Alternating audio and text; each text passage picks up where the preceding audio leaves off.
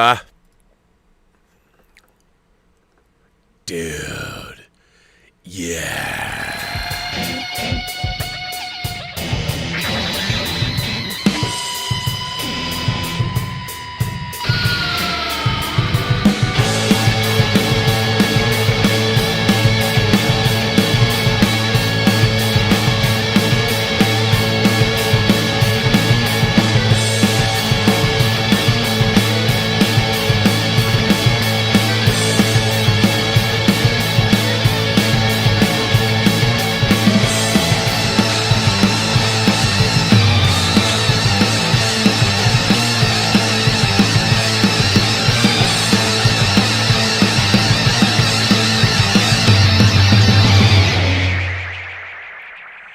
All right, welcome to Midnight Metal, episode number 23. Ha ha ha!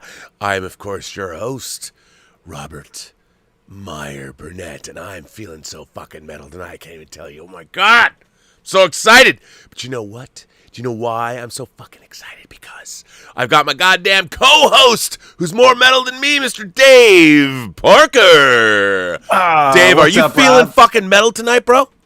Rob, I'm ready to run to the hills and ride the lightning. I'm feeling very fucking metal tonight, man. Fuck yeah, dude. I got the headpiece to the staff of Ron. It's fucking metal. That is metal. That's real metal. It is metal. By God. How are all our fucking metalheads out there? The righteous metal brethren. The righteous metal brethren. Instead of imagination connoisseurs, they're the righteous metal brethren. God, yes. Yes. I love it. It's good to be back. It is good to be back. We got a good show tonight. We got a good guest. Dave, I gotta get all the credit in the world. You're booking. You've become the booker on the show. You're booking some amazing guests. I mean, CK Smile, Epic. And then last week another Matt Mercer. Mercer. Hopefully people checked out. It was funny. I got to say. So Matt joined us for what, 2 hours? Yeah, it was a long time. And we never even fucking talked about what Dementia Part 2 was. I realized after the show, we started talking about how it was made and everything, but no idea. So everyone watching, hopefully you checked out the trailer. Go check out Dementia 2.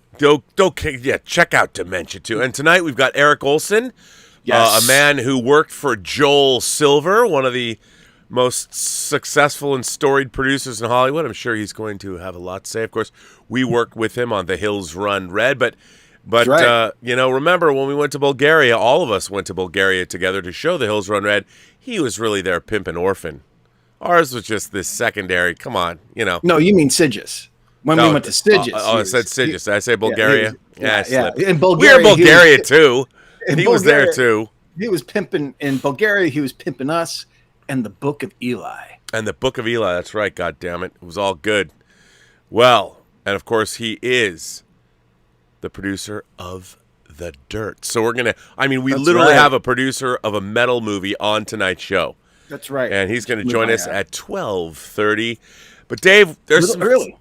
Yeah, early. There's a couple of really metal things that happened this week. Yes. And I think I think the first and foremost, you were talking about your favorite band. What happened? What happened with your favorite band this week, Dave? Well, Friday night at the Tribeca Film Festival, which is back on in New York. Yeah. A little band called Kiss debuted their 4-hour documentary about the entire history of the band. It's a 2-parter that's going to premiere on A&E June 27th, I believe. So they premiered it there at Tribeca, and then they played about 5 songs live. Huge, great stage show for a film festival. Amazing outdoor concert. And I got to say this, Gene 71, Paul's getting up there too, and everything. And I don't know if it's the pandemic that helped them. They sounded great. Their voices were strong. They sounded fucking great. Did they play I Was Made for Loving You, Dave? No, they played Detroit Rock City. They played War Machine. They played Heaven's on Fire, Shout It Out Loud, and Rock and Roll All Night. Of course they did. And did you watch this? I did. I did watch it. I watched it. It's you can find many angles on YouTube, and some of them are in 4K and really good really good quality. So if that's your jam, you want Now, a little you need a little Kiss in your life, a little you know, you can find it. who It's doesn't need there. a little Kiss in their life? Come on. I need a lot of Kiss in my life, and I I'm know you not always just have. talking the band. Now, let me ask you, what was this thing I watched on YouTube? 71-year-old demon. What was that? 70-year-old demon. 70-year-old. Yeah, what is that? A concert in Japan? Yeah, they did a small show, and I guess I don't know if it was. I watched it. It's an hour long. I don't know if it is a like was a news story or something, but it followed Gene specifically. Yeah. And just what it's like now for him, and Yeah. how you know They how did play you know, I the Was thing is Made for Loving You. What people don't realize is this. You know, you're 71 years old. You're putting on 40 pounds of fucking gear every night. You're, you know, spitting blood, breathing fire at 71. I'll be lucky if one, I'm alive, and two, if I can get off the fucking couch. So, you know, you got to give it to them for that. I mean, the persistence, because, you know, they could look at this point, they could take the makeup off again and just, you know, but that's not what the fans want. And, you know, they're all, and you know, as much as, you know, Kiss is a money making enterprise and machine and everything else, they really do love their fans. And they, you know, if anyone caught the Dubai concert New Year's Eve, which I did, that was my New Year's Eve this year, was watching that. It was incredible. It was absolutely fucking incredible. And I just got to say, Please do. My friend Neil Fernandez flew to Dubai with them to film and document it and interview them, and was filming all the behind the scenes stuff and shot the concert too. And he was nice enough to have Gene send me a little personal message. Wow. So that was very cool. That is very cool. So yeah, so cool. That happened also Friday. Not exactly metal, but when you listen to the album, you're going to go, this is heavy. Danny Elfman released another solo record, and it is rock. It is heavy. It's crunchy. It's everything you want from Danny Elfman if he's not doing Boingo, but it's still got some of that flavor because there's no getting around it. It's awesome. It's really awesome. It's called Big Mess, and it's out now. First of all, Dave, just since you asked, I'm going to show the cover. Look at this cover. Danny Elfman's Big Mess. I love this album cover. I think it's outstanding. I mean, I'm a huge Elfman fan. I'm a huge Boingo fan. I can't wait to hear this album. I heard somebody contacted me today and said, have I heard this? That it's amazing. You need to hear it. So I am all about Big Mess. You got to get it, man. It's really awesome. And yeah, Elfman's another, I mean, again, not metal, but boy, when I discovered Oingo Boingo, which probably the first time I did was the Rodney Dangerfield movie, Back to School. Yeah. Because Danny did the score and they performed in it. And then Weird Science, of course. That was probably my intro. But then when I got to Los Angeles and they were still performing, and Mike, they were like the Los Angeles band. They were like the house band of LA. They were like the house band of LA. It's like, yeah. Mike Mendez, my friend, got me into them, and we went to a concert, Halloween, of course, and I was just like, Irvine Meadows. No, at that point, Danzig was doing Irvine Meadows, so Boingo was doing the Universal Amphitheater, which sadly is no longer with us. And it was a great place to see shows. It was so fucking awesome. The acoustics in that place were amazing. Dude, I saw the Doors of the 21st Century there with Ian Astbury singing lead vocal with the rest of the surviving Doors. Amazing. It was amazing. I bet. Amazing. Do you remember when we went to see The Cult at the House of Blues? Yeah. That was an incredible show too. The House of Blues, again, no longer with us. I saw amazing shows there. I saw them.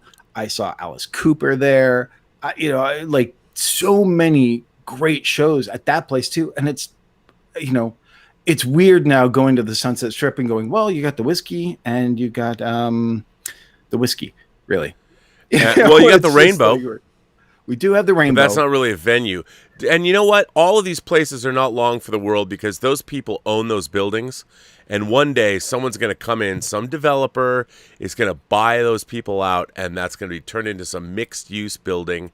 I mean, what's interesting is all of the things that made LA are being swept away.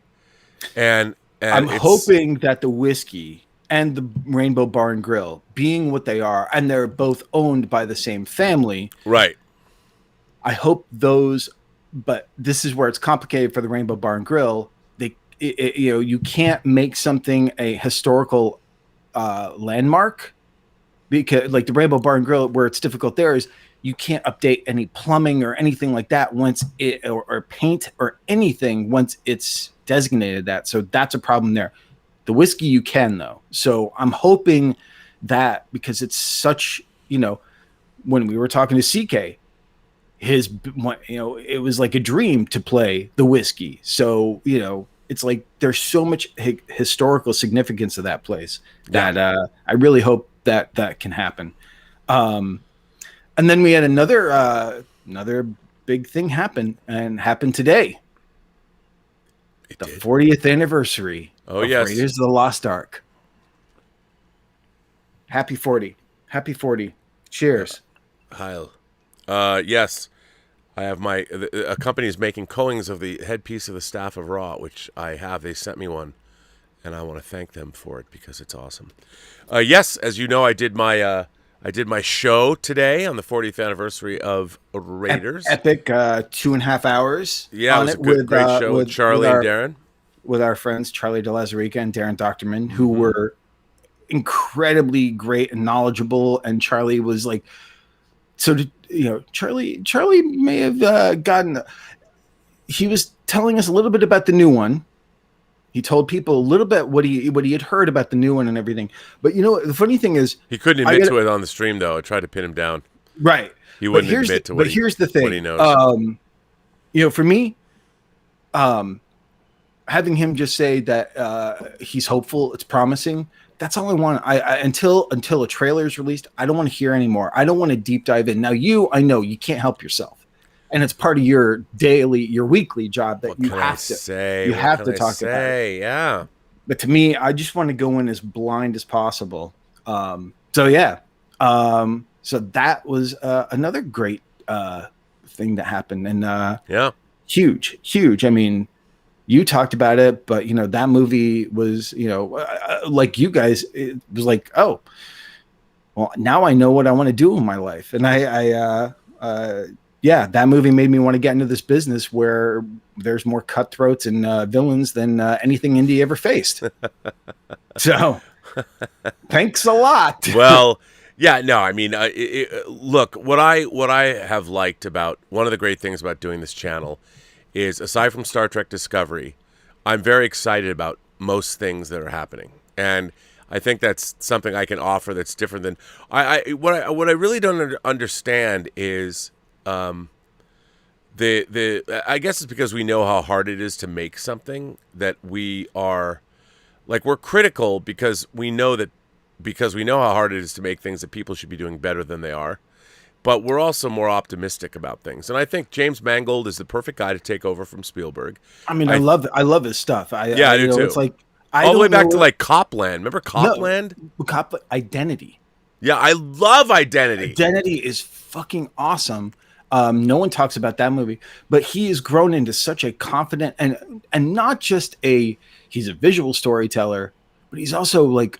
The scripts are always really, really good. Yeah, that's why I'm optimistic about this. So, I am optimistic about this. Yeah, I think if it's weird not having Spielberg at the helm.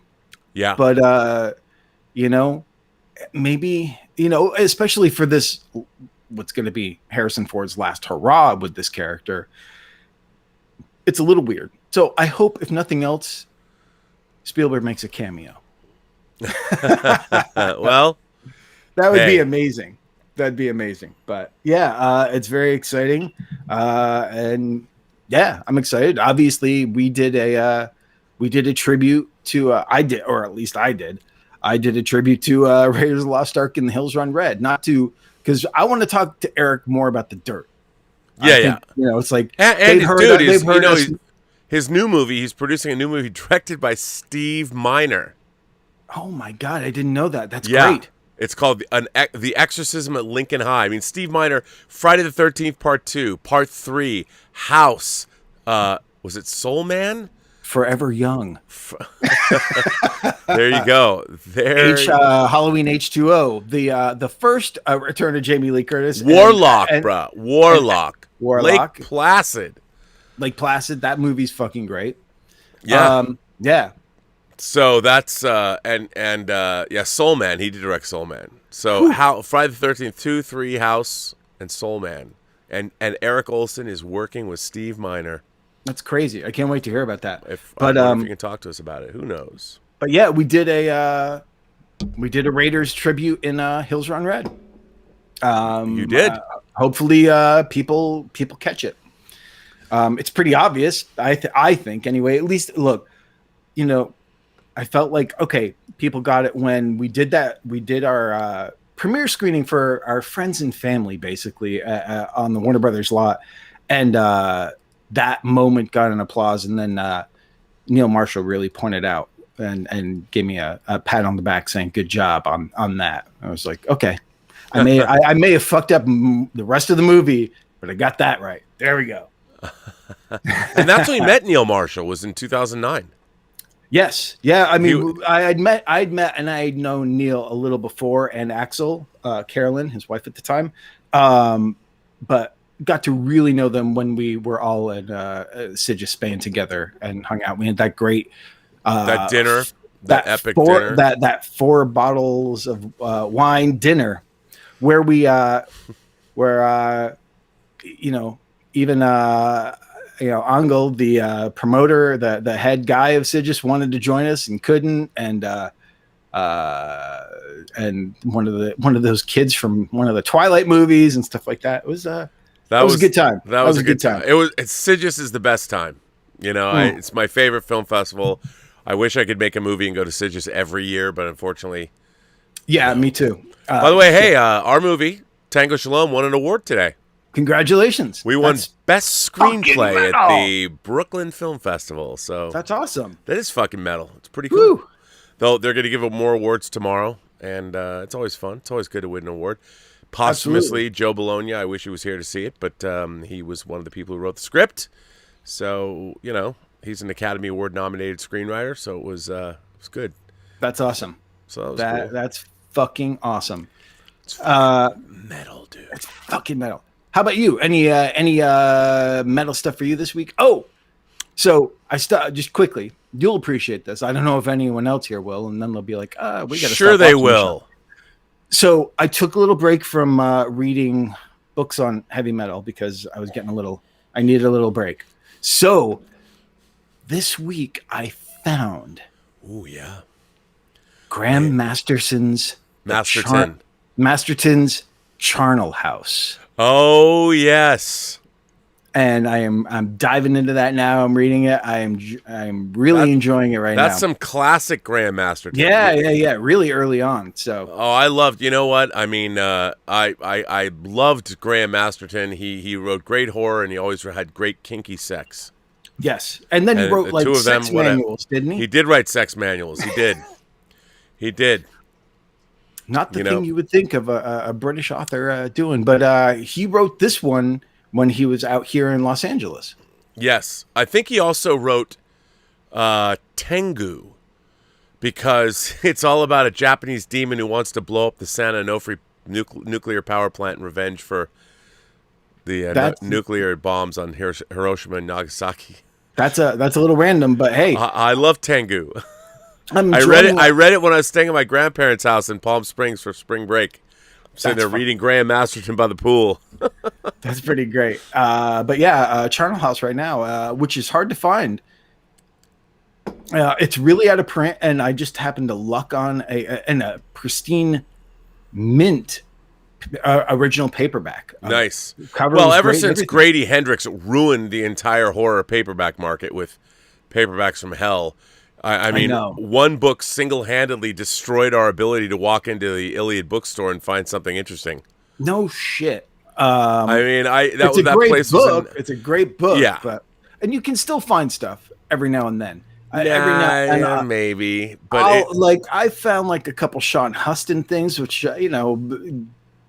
take it or leave it for what it is. Really, with Sean Huston, but he wrote Slugs. I know He was the originator of Slugs. You probably have all that stuff. I bet if I looked at your paperbacks from hell, I'd be like, oh, I have a lot. I have some good. Look at this. that's amazing! Wow, I've never seen that one. Is that the first paperback? I believe it is. I think it is the first. Dude, 60 cents. Because you would think as soon as Kubrick made the movie that all the covers and everything reflected that. That certainly does not look. This is a first printing of the paperback. It's September 1965, and just in amazing shape. It's got a little dent here, but for the most part, it's pretty great. I mean, I used to have these like in sleeves and all that, and I'm like, eh. But I bought sleeves for mine, especially for the ones that I've read. I'm like, yeah, I try to keep them a little nice. But this one, the terrifying shocker of a world dominated by teenage gangs. I know, but that cover definitely shows a very different interpretation of A Clockwork Orange. Yeah, I mean, you know what? Look, hang on a second. Yeah, careful! Don't knock over the goblin. Yeah, I don't want to knock over the Green Goblin. You know what I still love? This is my original. I have that one too. This is my original. Yep, I have that too. I bought this. I love that blue. Love cover. it, and it's the greatest cover, and all the early Stephen King covers. This is the first Signet printing, February 1979. Nice. So, yeah, that was my first real King book that I read. My mother and brother read Carrie. But that was the first one that I actually picked up and started reading when I was a kid. Yeah, and this is the one I bought in February 1979. Yeah, so but open that up and show them the painting, which I don't know how many people are familiar with. It's just amazing. It's just, and the die cut cover, like the cover of the Bermuda Triangle. It's like I didn't get Salem's Lot when it was just the black cover with the sort of imprinted silhouette of the vampire. But I did get the second one, the second dark cover of that, because I just love that imagery. I have that too. I have that in mint condition. I mean, come on now. I still have my original Halloween novelization. Oh, bad dude. Oh, I should have. I was like, I should have bought that. You know how much that book's worth? Yeah, a lot. And you know what's worth more? In the, I don't know if it was the late 80s or 90s, a company put out novelizations to Friday the 13th, 1, 2, and 3. Mm. Now, they had done a novelization for part 3, speaking of Steve Miner, when the movie came out, but they did another one. I got all 3. They're in mint condition. They are worth so much money. But but that's the thing. Who's gonna pay for it? Plus, if you sold them, you wouldn't have them anymore. No, I can't. What's your most valuable book? Because I know what mine is. I can't even talk about my storage locker situation. No, I know, but now your current most valuable book. Probably one of my Taschen books. Oh, really? I mean, not like I've got the Taschen Kubrick Napoleon book, the giant one that opens up. Oh wow, okay. It's probably worth $1,500 or something. Mine, which is probably worth about the same amount, first edition printing of Alice Cooper's autobiography called Me, Alice, that came out, and it's so out of print, and it's signed by Alice Cooper. Oh, well, yeah. Amazing. That is by far my rarest book, and no, you guys can't have it. But I'll say this: The opening chapter of the book is him having a squirt gun fight with Peter Sellers in a hotel room. Yeah, well, I mean, it's so funny. Like a lot of the stuff that I have, it's just my stuff that I've collected. You know, I kept. But Yeah. so those of you who don't know, I had a horrible mishap where I had about $100,000 worth of stuff in a storage locker, and I had the storage locker for 12 years. And I was at the storage locker. It's devastating. It was automatic, you know, and I was in New York working on Star Trek. Yep, And I remember. I was interviewing Patrick Stewart, and for whatever reason, you know, I got a new debit card, and they were trying. You didn't transfer it over. Yeah. Well, I didn't think about it because I had it for 12 years, and if there was ever a problem, somebody called me. So what happens because of the popularity of things like Storage Wars and all that, there was new management there that didn't know me. That if there was ever a problem, I mean, you'd think that after 12 years of being it, but that was another thing. My rent was so low they wanted me out because they could get. But that's bullshit. There should be some sort of legal thing with that. But I mean, I guess technically it is legal, but it sucks. It sucks. It's no, dude. like, I mean, I lost my entire first edition dark fantasy collection, like all the Dark Tower books. I mean, I saw those. I saw those at your various apartments, and it was epic. Your collection was epic. Yeah, it was. I mean, I had a signed first edition of Interview with a Vampire that was signed by Anne Rice. I mean, I had, and it was so. I'll tell you something. It was. I had a really hard time. So much of my stuff that I collected since I was a kid, and like I had every Lego Star Wars collector's set, the $100, you know, the really expensive collector's sets. My die-cast Japanese super robot collection. Yes, I mean, it was the amount of stuff I lost was. I mean, there must have been, like I said, $100,000 was, and luckily, and posters too. Yeah, I mean, well, I did. Not a lot of them. I lost a lot of great one sheets. I lost my Revenge of the Jedi poster, which pissed me off. I still have I was looking at it today. Well, this, you know, you have your Temple of Doom, baby. Yeah, I was delving into my one sheet collection and Temple of Doom. Yeah, that's gorgeous. The sad part is on the other side. You know what's cool? Look at this. I have an American theatrical edition of Vampire Hunter D. That's pretty cool. Which not many people have. But the sad thing is, I never got any of the Raiders posters, except I still have the original video VHS cassette poster that was sent to video stores. That's the only Raiders art I have. And that's worth something now too, but you know, it's still, it's not as cool as having one of those one sheets, you know. Yeah. Paul hang on. Paul with Twin Flicks asks, Rob, I need to know, what is that fucking metal song you used for the intro of Midnight Metal? By the way, Dave, you're fucking metal for bringing on these guests. Thank you. You are guys. Fucking metal. Actually, the song, by the way, the song is just a free YouTube song. It's in their YouTube library because I was using a different track that I would get copyright struck for. So I found a track, and then I did some judicious editing of it. Yeah, so that explains why you guys love that music so much. I was talking to Rob about that too, but unfortunately, to get a song from a band and get it cleared and have all the YouTube bullshit so you don't get demonetized or flagged or anything else, I mean, you could do an entire show about the bullshit that YouTube takes you through.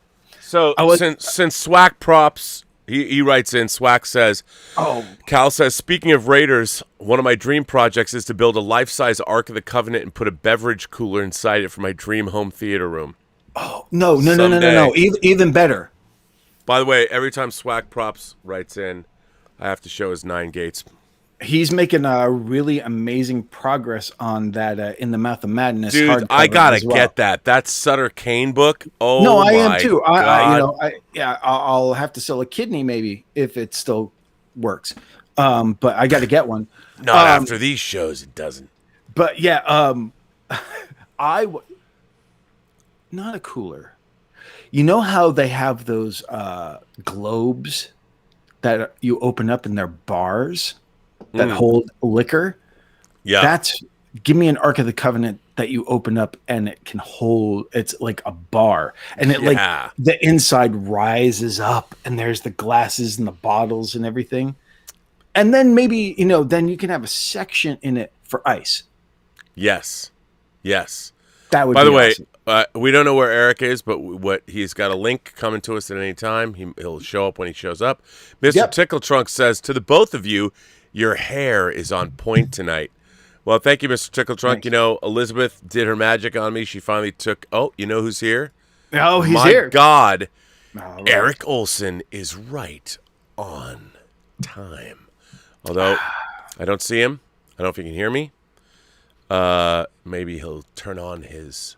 Thank you, Mr. Tickle Trunk. Your name reminds me of Ozzy's song, Mr. Tinker Train. I think it's probably supposed to. It's very good, but thank you. Rob got a haircut. I did not. Richard K says, with Disney doing live action remakes of some of their animated movies, could we get a live action Incredibles movie?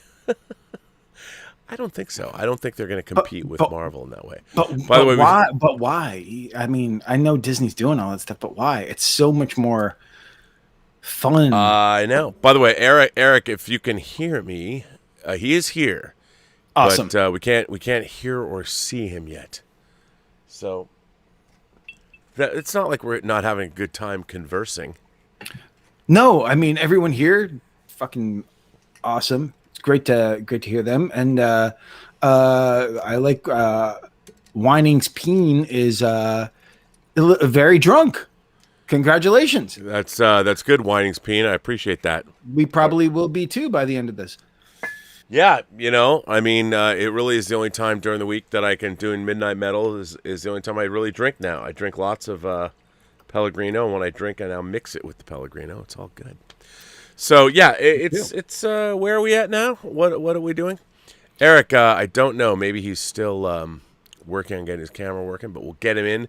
We'll put him in coach as soon as he shows up. So, yeah, I mean... someone says you're definitely a silver fox tonight, Rob. Ooh. Richard Gere, eat your heart out. Well, gosh, thank you. You're blushing a little bit on that one. No, it's just the alcohol. But, Elizabeth not only made sure I was getting a little scruffy in the beard department, and she just cut my hair, but it looks like I colorized. I'm telling you, people are always like, Elizabeth was like, do you want to color your hair? I'm like, fuck no, this hair is awesome. What are you talking about? My God, I'm not going to color my hair. I love it. I might. For fuck's sake. Are you gonna color your hair? I do every now and then. I'm gonna be silver foxy. I'm going all Richard Gere in this sizzle. And look, until I can look like Storm in the mid '80s with her fucking mohawk. Oh yeah, dude. Yeah, I might. You would look good with that mohawk. I've had it before. You've seen it. I know, a little Storm action. I like it. Yeah.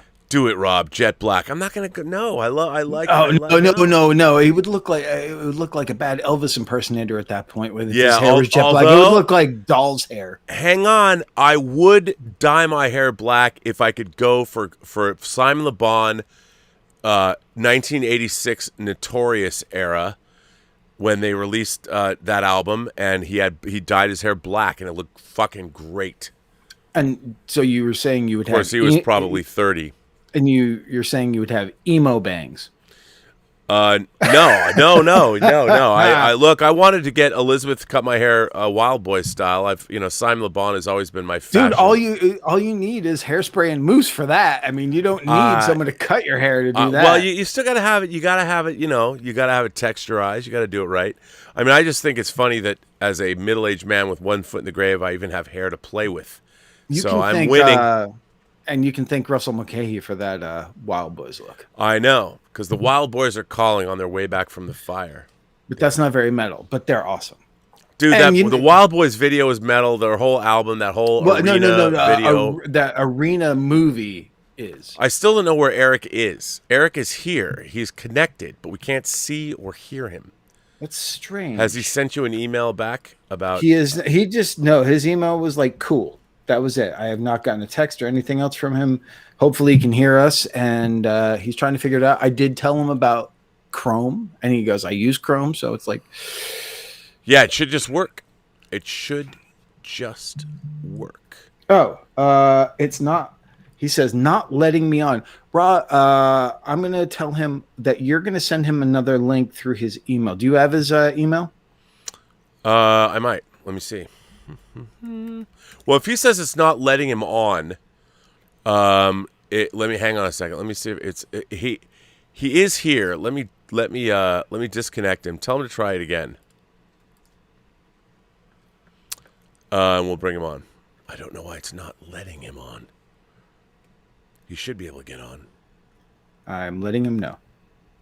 Because he did come. He was here. He was in here. But for whatever reason, we couldn't see I couldn't see or hear him.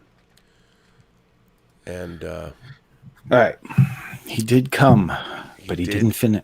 But he didn't really finish. Oh. Oh, my. Hey, it's never been my Metal. problem, Dave. Anything goes. Not my bummer. Not my bummer. Oh, I also one day I'm gonna make that happen. I watched this movie that's on Netflix now called Awake. Kind of. Oh yeah, how was that? It's kind of interesting. Not bad. Not bad.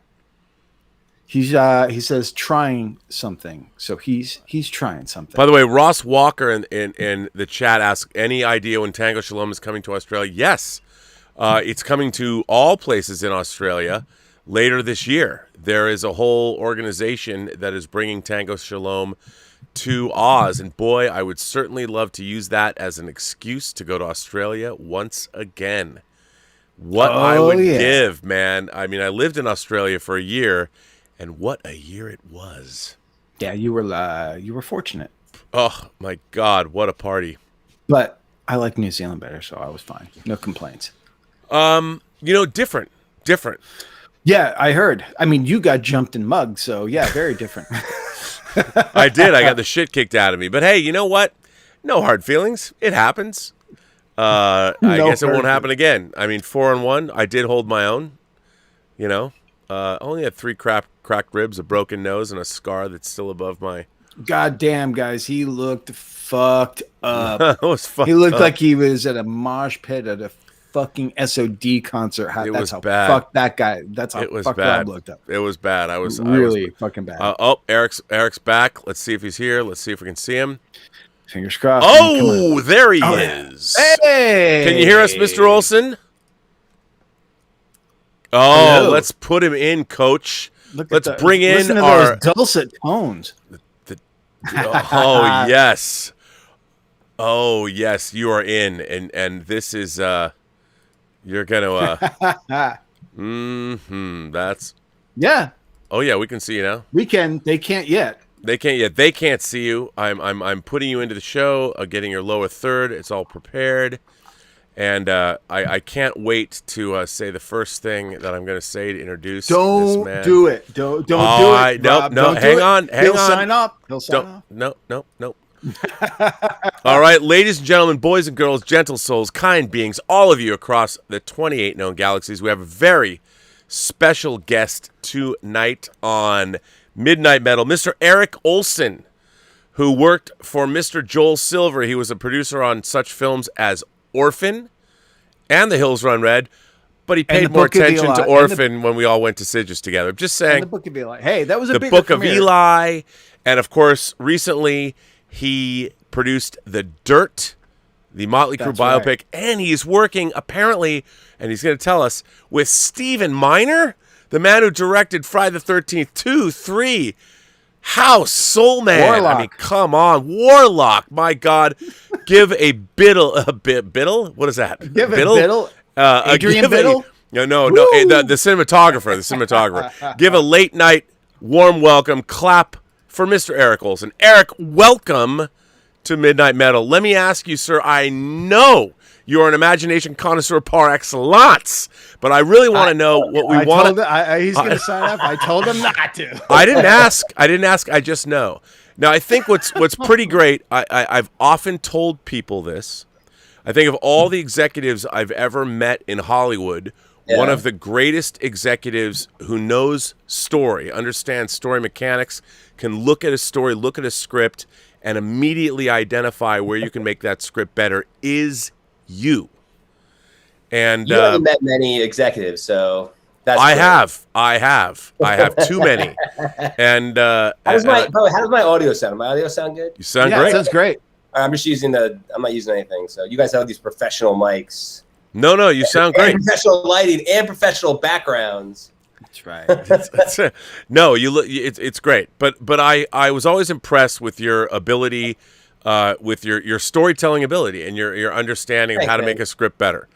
And Thanks, dude. I mean that sincerely. And I want to ask you, because people always, how did you get into the entertainment business, and how did you find yourself working for Joel Silver? I can't believe you're not talking about my crazy hair right now. Can you see how long Your this hair's hair is? fucking metal, love it, dude. man. You Like, look I the wore, part. I wore it down, which I never do. Because Why I'm not? You professional should do in it more. Hollywood. You should do it So I more. wore it down because this is the metal show, right? It's so fucking right. metal. long hair. Are you right? feeling metal tonight, Eric? Well, I was until you didn't. Yeah, I guess I am. I wanna think your know How hair do I is. got can't the- see Dave? Oh, there's Dave down at the bottom. How do I change his view so I can see both you guys? Well, you can't see me. You should be able to see me. No, I see both you guys, but you're like Dave is really tiny. Yeah, I'm. Well, Oh, yeah. well, if you look at if you call us up on It goes with Rob's ego. what? Come on now. Sorry. What? You're gonna bust my chops, bust my butt? No, if you want to Well, I'm see not used to this format. That's all. But it's cool. It's cool. I'll look at. Oh, there, I fixed it. Oh, there you go. Now I got both you guys. there Nice. you go. There you go. Right. So yes, you're looking very metal tonight. I love the hair. Nice. I don't know if you saw, Dave made a flyer of your appearance here on the show tonight, which we've been No, I putting on did, yeah. social media. Your hair looked great. That was. I haven't cut my hair since the pandemic, so I literally have not cut it for like 2 years. So Yeah, that I cut it photo was today. I from cut the, my hair today too. So same thing. the dirt premiere, yeah. The photo I used was from the Dirt premiere. Yeah. So wait a All minute. right, So how'd you get into it, man? How'd you get into the entertainment We're talking business? about movies. Yeah, we're No, talking. That's well, How answer did I this get question. into it? I came out. I drove across country with my dad, and after I graduated college, and for an internship with Joel Silver. So I started with Joel Silver. I was his intern with several other people, and then I was hired to be the company runner. I've told this story many times. It's really funny. I was hired to be the company runner, and then my first week I got in a car accident and I totaled the company van. Nobody got hurt, but I got fired within a week. But miraculously, they kept me around, and despite the fact that I was never allowed to drive anything ever again, like as I got promoted over the years, there'd be times when Joel would be like, "Wait, Eric, can you drive?" And everyone would be like, "No, he's not allowed to." The insurance company would not allow him to drive because of this. But they kept me around because I read a lot of screenplays and I gave good notes apparently, and eventually, I got promoted from intern, and then that was the beginning. Joel Silver all the way. Now, did you want to get into films when you were a kid? Were you a fan? Like today was the 40th anniversary of Raiders of the Lost Ark. Was that I had something? a picture of Spielberg on my wall when I was growing up. So I think that I answers the pictured him, question. it was on like the cover of a magazine that I cut out and I put on my wall. So I wanted to be in films. Yeah, Awesome. And were you also a metalhead? that was as a next kid? to the Motley Crue poster. I think. It was Yeah. Spielberg, No, Motley so Crue. what Right next to each other. what was your I was curious, what was your gateway into metal music and stuff? Because I do know you're a fan, but what was it? What band? It was like he's a friend of mine was like into rock. I don't remember what I was into. I don't remember, but I do remember that there was a fairgrounds called the Orange County Fairgrounds. I grew up in New York, about an hour north of New York City, and there's a fairgrounds upstate where every band would come through. Like it was like every band would come, whether it was like David Lee Roth or Motley Crue, all these people come through this like fair, and it was general admission. And we had discovered, we were like 13 years old, and we discovered there was a hole in the fence that we could sneak through. And we knew where it was, Nice. And so we would sneak through this hole in the fence under the bleachers, and sneak along the racetrack, and then so we went to every show. I saw like the weirdest. I saw like Yes there for some reason. Like I was, Oh, they're wow. free. Let's go. Yeah, it's like, who cares what it is? So that's how I got it. That's really how I got into it, really. And then my friend was like, "Yo, we should go see this band Motley Crue." And I'm like, "That sounds scary, but all right, I'll do it." I was like super young, and that was the beginning. That was really the beginning. Yeah. Was it a Shot at the Devil era? No, dude, I'm not that old, bro. Come on. No, I'm just wondering. Fairgrounds. I have no idea. I know you're not that old. No, it was. It's not Dr. Feelgood, is it? They're not playing Fairgrounds. My first Motley Crue show was a Dr. Feelgood show. Wow. Okay. Yeah. Wow. Okay. That was in 1989, so I was 13 years old. Wow. Was that your first concert? No. I don't know. I don't remember what my first concert was. That might have been my first concert. I think that might have been my first concert. Mine was Kiss. Mine was Kiss. The Dynasty tour. Yeah, he got the disco era. Nice. Laugh all you want, fuzzball. Come on, I Was Made for Loving You is still a dope tune. Come on now. It's still disco. It doesn't matter. It's fucking dope. It's their public shame, Rob. It is not their public. How about back in the New York Groove? Hey. Come on now. That's a solo album song. Yeah, but That's it's still a great tune. Kiss changed with the times, Dave. I like that you guys have it's like you guys had this conversation. I was listening a little earlier. You have this conversation like you're at dinner with each other and you're just like talking about stuff. Yeah. Is there an audience? I don't know. There's 100. There's 150 people watching having this right dinner now. with us right now. Yeah. That's a good point. You should get a drink. You should. You should get a drink. You're supposed to have it. This is very much an alcoholic-induced show. Thank God. So you come to LA, you go to work for Joel Silver, you stay there for a long time. Now, what I find really interesting is the entertainment business, I think, is in a place right now. There's an enormous sea change and people are trying to figure out what's happening. But when you were at Silver Pictures, I mean, you were there for most of the aughts, right? When did you start there? Late 90s? Yeah, 98. I was an intern in 98. And then I left like 2009. Right. And Silver Pictures was, for those of you who don't know, Joel Silver produced Die Hard, he produced Predator, the Lethal Weapon movies, and he was if you walked out of the door of Joel Silver's office, you were looking at the door of Richard Donner's office in kind of this donut shaped suite of offices on the Warner lot. And it was amazing. It was an amazing place, and there was incredible stuff happening. And you guys were intersecting with just about all of Hollywood. I mean, it was good times, man. Good times. Oh, I mean, the amount of people the randomness of the people who probably walked into that office that you would see, like, holy shit. It was more like who didn't walk into that office. Right, who didn't. That's true too. Yeah. Now, what was that like for you coming from New York? You're coming from where you grew up. Now you cross the country to work in Hollywood. What was that like for you? Was it weird? Was it fun? Yeah. Did you ever have to pinch yourself, or was it stressful? All the time. Every day I drove onto the lot, I was pinching myself, to be honest. Like, so lucky to be working in this business, and I was so lucky to be in the position I was, and to get to be. I mean, I was lucky. I mean, really. I mean, a lot of it is luck. I mean, I'm sure that I did some things right, but at the same time, the fact that I was there at the right time, and there's a lot of luck involved. It was amazing. Like, I remember when I was an intern, and I would visit, and they were doing two things. They were shooting I read the Matrix script, which was, I was like, what? Which also Joel Silver produced. Yeah. So they were like in pre-production or something like that and I was reading the script. I was like, this is amazing. This is going to be so good.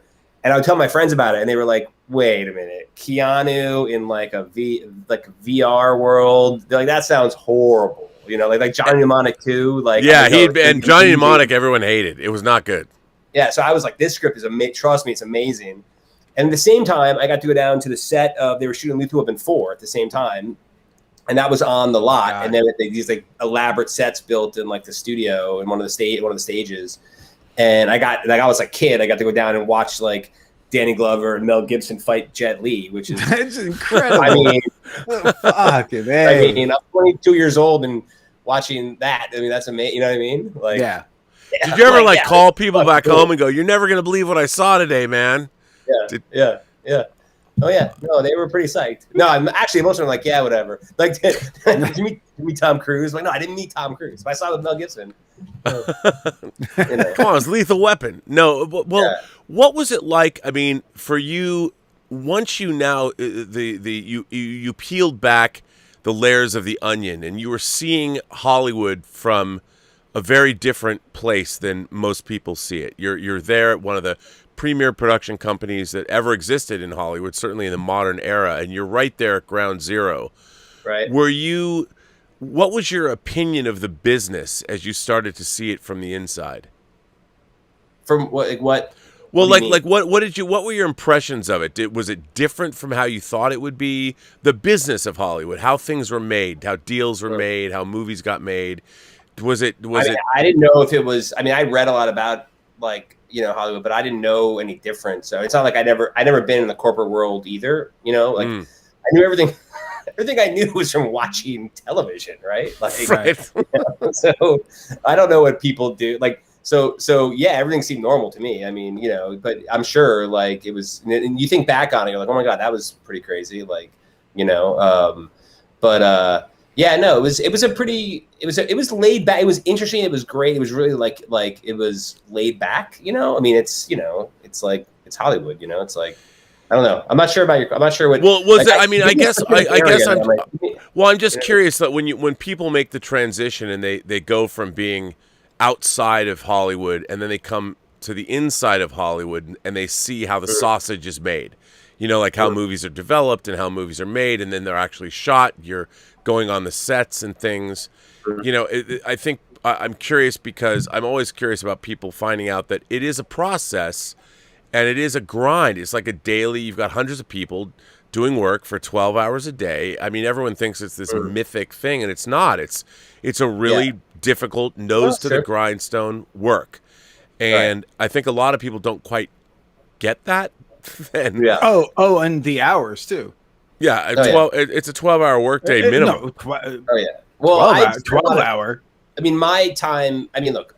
Yeah, back then, if you're talking about my intro, my time was spent in the office and, seeing all the development executives meet with people and, and that side of it. And yeah, it's pretty, everyone got there at 9 a.m. and worked till, at least 7:30. And then you go out to a dinner afterward. Yeah, it's it's a super, and by the way, you're reading, back then, you're reading a script or two a night, if not more. And you're reading 10 to 20 scripts on the weekend, at least, So and your weekend is oh, you're in LA, let's go to the beach. And then I've literally been on the beach with my girlfriend with screenplays. You know what I mean? And she'd be like, dude, come, let's go. I'm like, I got to read the script. I got to talk about it on Monday. So that's what I meant. Like that kind of but it's there's always that mindset of there's 1,000 other kids that want this job, behind you. So take of course. Yeah.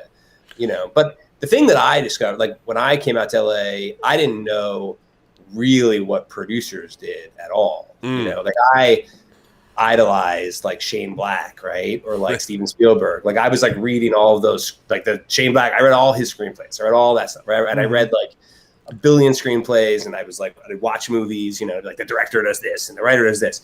I didn't know what a producer did at all the reason I hooked up with this internship is because I was like, oh, this guy did all these movies I like. Right, I'm like, this is we go up and Die Hard, and Action Jackson with Carl Weathers. Yes, so I got to go, and Predator, and Commando, So I'm like, all right, so I'm gonna go work for this guy, and then I saw what a producer does, which is he gets to do, or she gets to do everything, right? Gets to do, he's in charge of all the movies and not just the one movie that then gets taken away from them, or they, you know what I mean, or you get to have your fingers in all the pies. So that's the big thing I learned was what a producer does and what a production company does. That really interested me. So, well, and I'm sorry, Rob. No, go ahead. And I'm curious. So, because you've leaned more towards that, though, I know you've gone into writing now as well. What is it about producing that you like, say, more than just screenwriting or possibly directing or, those other avenues where you have a big stamp on what comes out? I think the best thing about producing is you control your destiny in a way, I don't, there could be, if I was just a screenwriter, I write one script that I hope an actor says yes. I hope a director says yes. And I may have a lot of like hoping and praying. And if that thing goes and then if it doesn't, it's like I put all that time in and it's there. As a producer, I work on 10 or more projects at once. So like, and I can have more of a shot of getting them made, number one, and working and making money, which is good. Wait, what's that? Making money? Yeah. What? Yeah. Really? Getting into producing, bro. It's good. It's cool. Yeah, damn it. Will you teach me your ways? But so like I think, but to be honest, like I like, the writing thing came about because of the pandemic. I mean, I wanted to be a writer when I was in college, and then I just like sat down. I mean, Dave, I don't know if Dave said, like I ended up writing like 20 pages of a script that got shown to a director through a friend of mine who is a producer, and the director like loved it and paid me to write the rest of it, which is cool. No, it's crazy. That's amazing.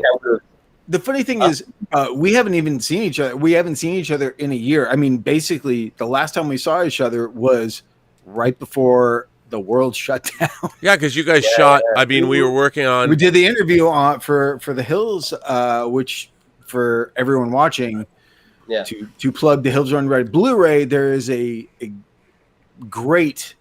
I hope he thinks it is great. Really the interview with Erik is great on that disc. I haven't actually seen it yet. Because I don't have a Blu-ray player. My Blu-ray player Rob, is in my storage container. And just Erik, you should have told us. I can send this to you. I can send you a file. You can wait. I uploaded it to Vimeo along last year, so you can watch it. By the way, the Hills Run Red Blu-ray is one of the most self-indulgent Blu-rays ever created in terms of special features.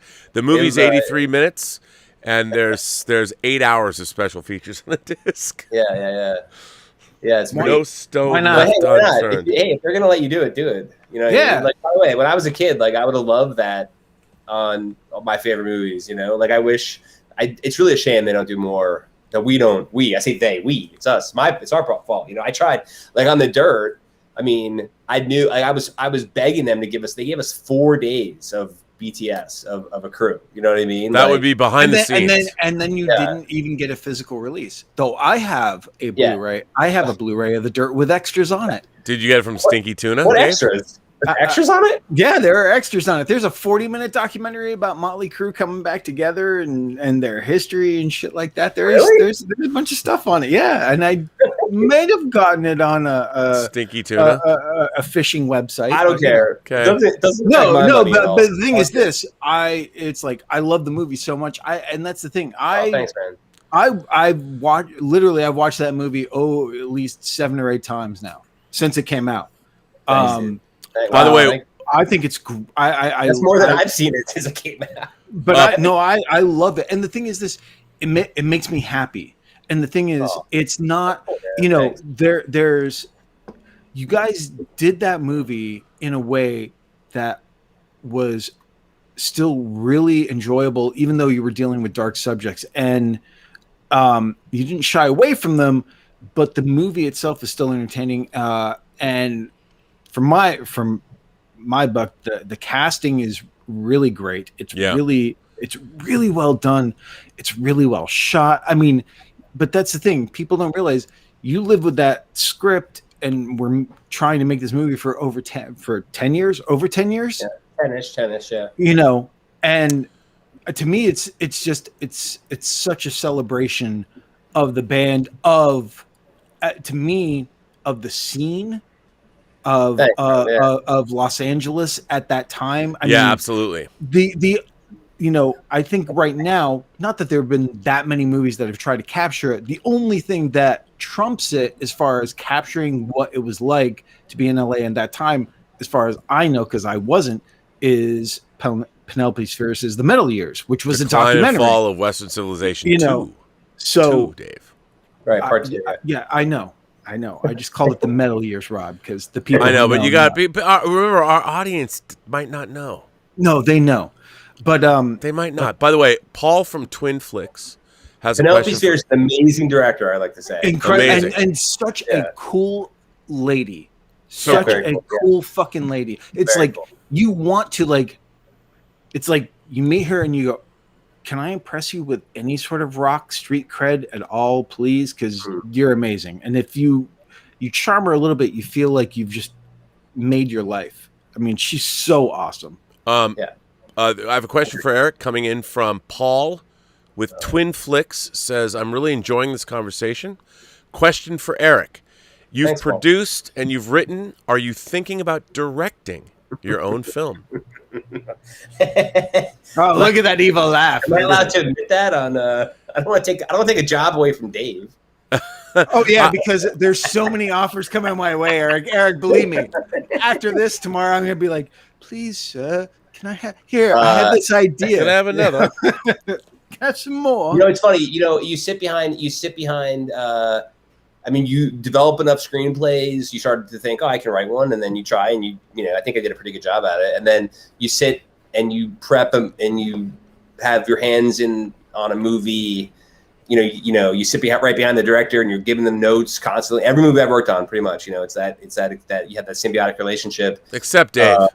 No. Well, wait. So I'm just kidding. It's a joke. Thank God he was in Bulgaria. I was sad he had to leave before like the last 2 weeks of shooting, or last week and 2 weeks of shooting. It was like, I needed you there. Well, hang on. But I look at what you're saying. Finish what you're saying, Erik. What I'm saying was, you're doing that. And you start, and then you are always thinking like, I think I could do this. I could do this, and I think I could and I can. I think that the one thing that's, that would hold me back is I've seen so many directors do one movie and fail, unfortunately. And like, I think I would need to find that one screenplay that was so undeniable, because you have to start with the script, right? Like, I know that's like, it's a kind of a luxury thing to say. Like, I wouldn't just shoot. If someone gave me a script and go, here, I'll give you $3 million to make this movie. I honestly don't think I would do it unless I like the script. Nor should anyone. Now, let me ask you this. But again, it's a little crazy though, Rob, because I mean, that's the thing. Especially in this day and age, I wouldn't look down on people doing it. I wouldn't look down on people. But that's the thing. In this day and age, someone offering you $3 million, especially when you're more of like a independent, struggling kind of guy, that's a lot of fucking money for them. Well, yes, but that's $3 million for the whole budget. You're going to make what, 25,000? Yeah, it doesn't. That doesn't matter though. The fact that you're getting for 2 years of your life, and if you don't believe in the project, a lot of time. It is a lot of time. But the thing is, what you realize, most of these people who might potentially get that offer have been making movies for $25,000. No, I understand that. But it's Erik, a little different. I would ask you, if you did direct, is there a certain subject matter or genre that you think you would gravitate towards? Whether it's horror, sci-fi, drama, I think it comedy. changes honestly, just something with great characters. Like just music honestly, Myers. That's what I always say on the show. I don't really have it would change. Like right now, I'm in like an action comedy kick right now. I think it's because of the pandemic and the world, and I want to feel good. You know what I mean? So I'm kind of like gravitating that direction. Although I mean, I have, two movies that I'm actively casting right now that are both, one's a horror movie and one's like a thriller. And then the other one is the action comedy I wrote. And that's an action comedy. I'm curious. So they're all over, I'm all over the place, but I don't know. I think it wouldn't matter. Necron. It probably wouldn't be like a romantic comedy. That's probably not a straight up comedy or romantic comedy. That's not my thing. Sorry. El Necron says, what other rock or metal band biopic would you like to do? Perhaps Motorhead? El Necron, you stole my question. But good on you. Lemmy, a movie about Lemmy? Oh, man. I don't, honestly, I would love, personally, what's like the best story? Like the best, it's a comedy. See, because as a commercial filmmaker, right, you have to think like, okay, well, who has the best songs, right, and get people in the theaters, right, and then who has the best story, right? So it's like, and that kind of combination, right? So like, AC/DC has kind of an okay story. They have great songs, right? Yeah, like pack you in the theater song, right? But like, not that great of a story. Not except the fact that the Bond, if you deal with the Bond Scott thing and the changing of the guard, and still attaining huge success. Yeah. But that's a tricky story to do. Then who's the main character then? Right. Think about like, is it, maybe it's I don't know. Okay, maybe they are a good story. Maybe I'll take that back. Maybe AC/DC, do an Australian fucking Akadaka. I like it. Okay. I think I don't know. Probably Van Halen would be pretty fucking cool. Van Halen would be great because they have a definite trajectory. Yeah. Yep. Like and there's LA a big bifurcation too. Huh? A big bifurcation when David Lee Roth leaves. They have a similar story to AC/DC. That's true. Yeah. I would, my pick, and I can say it because I'll be lucky. I'd be so fucking lucky if I think Alice Cooper. Because grew up a pastor's son, turned into this raging alcoholic who got to like hang out with all these amazing people. Frank Zappa. He started the Hollywood Vampires at the Rainbow, and then sobered up, and everything else is like, and still like it's still going. It's great. I think that could be you would have to cut it off at a certain point, but I think that could. Let's play a different game. What do you think would be the next one to get made? Like the next band? Because there haven't been that many band biopics, right? Like there haven't been a ton, Well, the question is like Fleetwood Mac would have a good one because there was all the fucking around between the band members. They were all sleeping with each other. The Eagles too, I think. Well, at least Fleetwood Mac, you have the sex element where the girls are sleeping with the girls and the guys are all. How about Guns N' Roses? Would they make a good? I think everyone would love that, but again, I don't know if the band would be. Oh no! How open they would be to be. You have to back up a Brinks truck to Axl. Yeah, no shit. Yeah. All of them now. No, at least Axl, Duff, and Slash because they're like making such huge bank now. No, but Axl owns it all. So Axl owns it all. So he's the one. He owns the music, so you'd have to go to him. He's the one. I know. Well, you could call it Chinese democracy, and you could sell it all over the world. You could take it to China and make a big thing of it. Yeah, I mean, I know they've done some Bowie stuff, but I don't think it's. I'll be surprised if there's a definitive Bowie, doc yet or biopic. We have another question came in from Cal. Cal says, "Hi, Eric. Having produced a film about Motley Crue, do you have an opinion about the upcoming Tommy Lee and Pam Anderson autobiographical miniseries with Sebastian Stan and Lily James coming out soon?" Yeah, I want to see it. I'm sure it'll be great. I can't believe how good Sebastian Stan looks. Yeah, I was like, what a weird choice. I met with Sebastian Stan for one of the roles in The Dirt, but I don't think scheduling didn't work out or whatever. You know how it is. Crazy. But he's into that. But this casting makes sense for like the older version of Tommy Lee. Yeah. The Pam Anderson era version. Listen, I want to see it. I feel bad saying that because if Tommy Lee ever listens to this podcast, he'll be mad at me. So because he doesn't, want to that whole part of that world. I don't think he's like, loves. I think he wants to see that movie, that show, and he's not involved with it, which isn't really cool. It's like, you have to. That's a question, Eric. When you're making a film like The Dirt, how important is it when you're dealing with a band that's still active and people that are still around? How important is it to have their involvement? Oh, someone said the Beastie Boys. I know who's working on the Beastie Boys biopic. So nice. I can't say who. I'm sure other people would say Metallica as well. Spike Jones. Spike Jones. I love their music. I don't know their story. Well, they got Cliff Burton died. Someone else said Zeppelin. I bought the Hammer of the Gods book. I haven't read it yet though. Actually, I own it. I bought it. Have you guys read that book? Yeah. Sorry, what was the question? What was the question?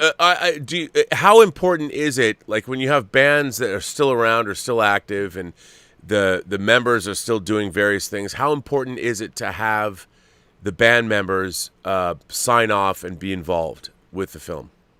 Well, I mean, everyone's different. On our movie, the band was really involved, like heavily involved, all of them. And, we had to, I had to, for one thing, we did a table read. This is amazing. We did this table read. This is like in 2014, which is like, that's how long ago it was, right? We did this like table read. It was at Jeff Tremaine's offices with like a whole bunch of volunteers of people. I don't want to say who they are, but you would know their names, like really nice actors to come and just did as a favor. And we did this like, and Tommy and Nikki sat there and like watched their life being read out, and they were freaked out by it. Wow. And they were giving, and then afterwards we spent, it was that best thing we did was hang out afterwards for like an hour, like Tommy Lee's like chain smoking, and he's just like riffing on everything he just heard, and we're just like writing it down. We're like, and then what happened? Then what happened? Then what happened? And then like rewrote the script, and then we had to take that video of that table read. And Jeff and I flew to Las Vegas, and we met with Vince Neil at his restaurant. I forget what it's called, but we met at his restaurant, which is full on Motley Crue everywhere. Like the whole place is covered in Motley Crue, and Tatuado is what it's called. And it's blasting Motley Crue it just plays Motley Crue on loop, right? And so we met with Vince in the back. We had our laptop and like a little speaker set up so we could play him the table read, so he could watch it. And they wouldn't turn down the Motley Crue. So there's still Motley Crue blasting in the restaurant. And the table read is going, and we got it cranked up to 11.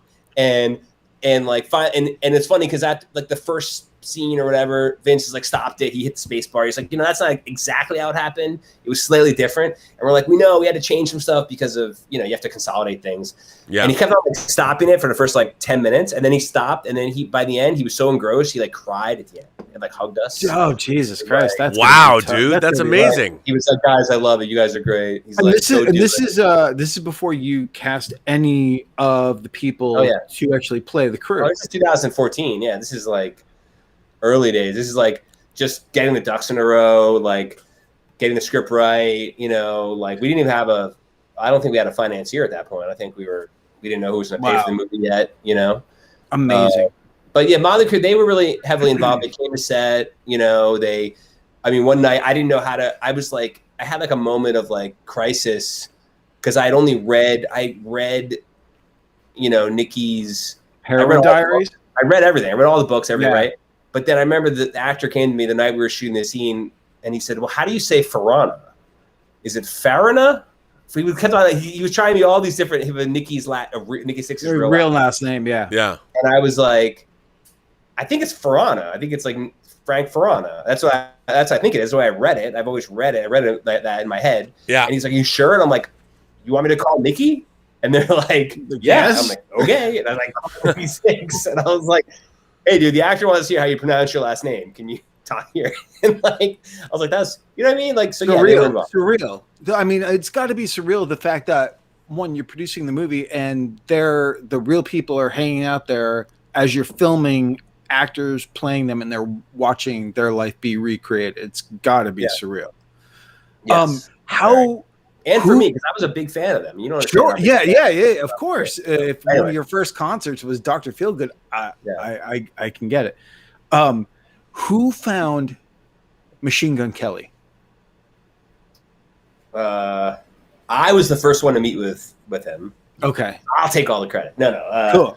I don't remember. Why did I feel like his rep was like, you just got to meet him. He's great. And then, and I was like, I'd love to. Great. And then I really liked him. He was cool. And then I met him at Jeff's office, but Jeff wasn't there for some reason, Jeff Tremaine, but he had a Jackass tattoo on his wrist, I think on his wrist. And so he was like, dude, what? I can't believe I'm in this office. And then Colson, he went off. That's his actual name is Colson. That's what we all call him.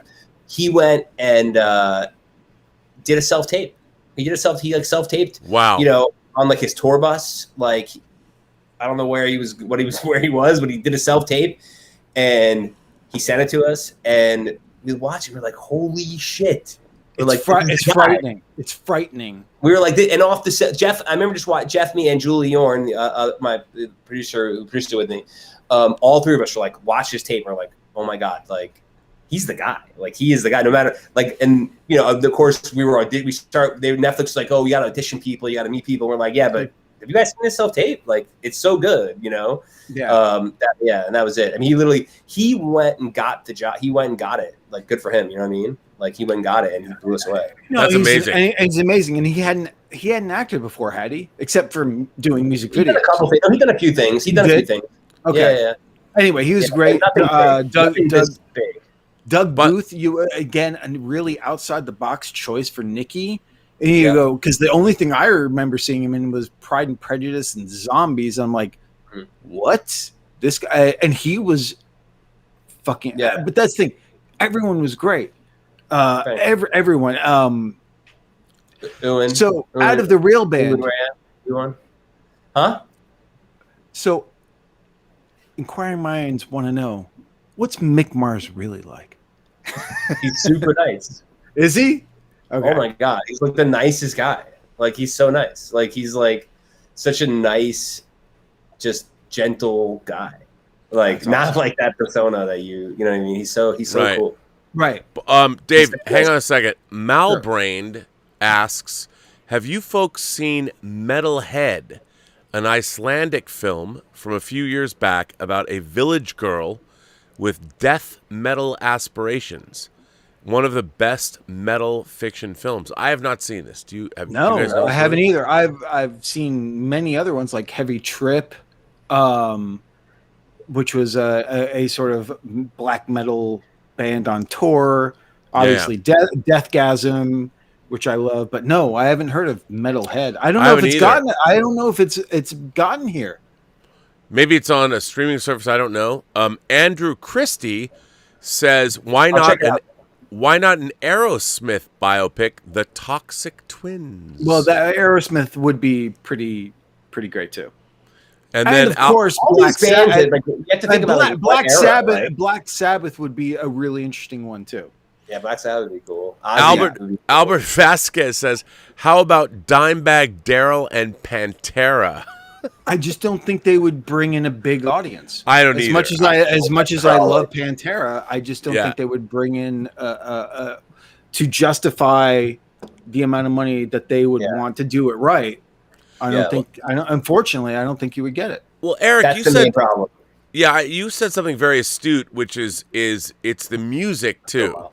I mean, the music defines who's going to come see this show, this movie. And and let me ask you this. When you're making a film about a band like Motley Crue, part of the biggest problem is music licensing. Like, you have to license the music, which can be very, very expensive. Now, is this something that you guys did before, like in terms of budgeting the film? Did you build in a music licensing budget? How did you, did you do it by, like, we know we need like 8 songs or 10 songs? Did you guys look when you were developing the script which songs you wanted and how much of those songs you would use? I'm always curious about music. So how did that happen? Well, I learned a lot because this movie was the movie that I've never done a movie that had such a heavy music component. So luckily, if you've seen the movie or if you've read the book or know anything about Motley Crue, you know that they actually were able to ultimately own their music. They own, the publishing side. It's been a while. The publishing side of it. So they own that, which is the side that usually the record labels own, right? Yep, and that's the side that means everything. And the performance side. They own both sides. Right. They own both sides and the performance. Sorry. So the record label usually owns the performance side. Let's be clear. So, which is why you see a lot of people like Taylor Swift now is like re-recording her album to regain the rights. So she can get those rights. She's record because the other people own the previous performances. So anyway, and a lot of bands do that now. In fact, we were offered tons of those and I was like, wait, they don't sound quite right. I'm like, why don't they sound right? Because they were recorded in 2003. You know what I mean? Right. Anyway, to answer your question, we made a really good deal with a very good. It was all encompassing. We made a producing deal, a rights deal, and a music deal with Motley Crue for their songs, and it was really easy because they own both sides of their music. So they owned the full rights to it, so they were able to license it to us for the number. So that was a big, made it possible. Huge. That was the crux of the film. I put together a list I basically put together a list of like, I didn't know we were writing a script, and I was like, I don't know which songs we're going to use. So I was like, put all my favorite songs down. So I just wrote all my favorite songs on a list. It was like 15 songs. And I think what I said was, and then we counted out the scenes, and I think we said something like, we get 10 songs or 11 songs out of these 15. So any 11 from these 15, right? Because I don't know which ones we're going to use, right? And this is all based on your list? Yeah. Well, yeah, I was the fucking Motley Crue fan. That's amazing. That's amazing. But the nice thing is too, you have to remember is like, oh, Motley Crue is going to get like an extra fucking bump because they're going to release the album and they're the ones who are going to profit from they it. retained, that was my argument to them. I was like, guys, you're going to make, you're going to make so much money. They retained the soundtrack rights, and they did release a soundtrack on the movie, and their streaming numbers shot up because they're a band. Most of their fans, my age, right, own their music already on like CDs or whatever, right? So they like, bought it. It's already purchased. They're not buying them new. They own them already. So, and then the new fan, and the old guys like us, we don't use streaming things. But like when this movie came out, like their streaming numbers were up thousands of percent, like thousands. Yeah. So all they did fine. But it's one of the songs. There are some songs I wish we could put in, like like Jeff Tremaine, his favorite song, his favorite song from Motley Crue is Wild Side. Okay, that's an amazing song. Yeah, and that's not in the movie. Right. Because we couldn't find a place to put it. We were trying to find a place, and there was like nowhere that it worked creatively for that song. Well, especially because you have to go by the timeline and era where the song would fit in as well.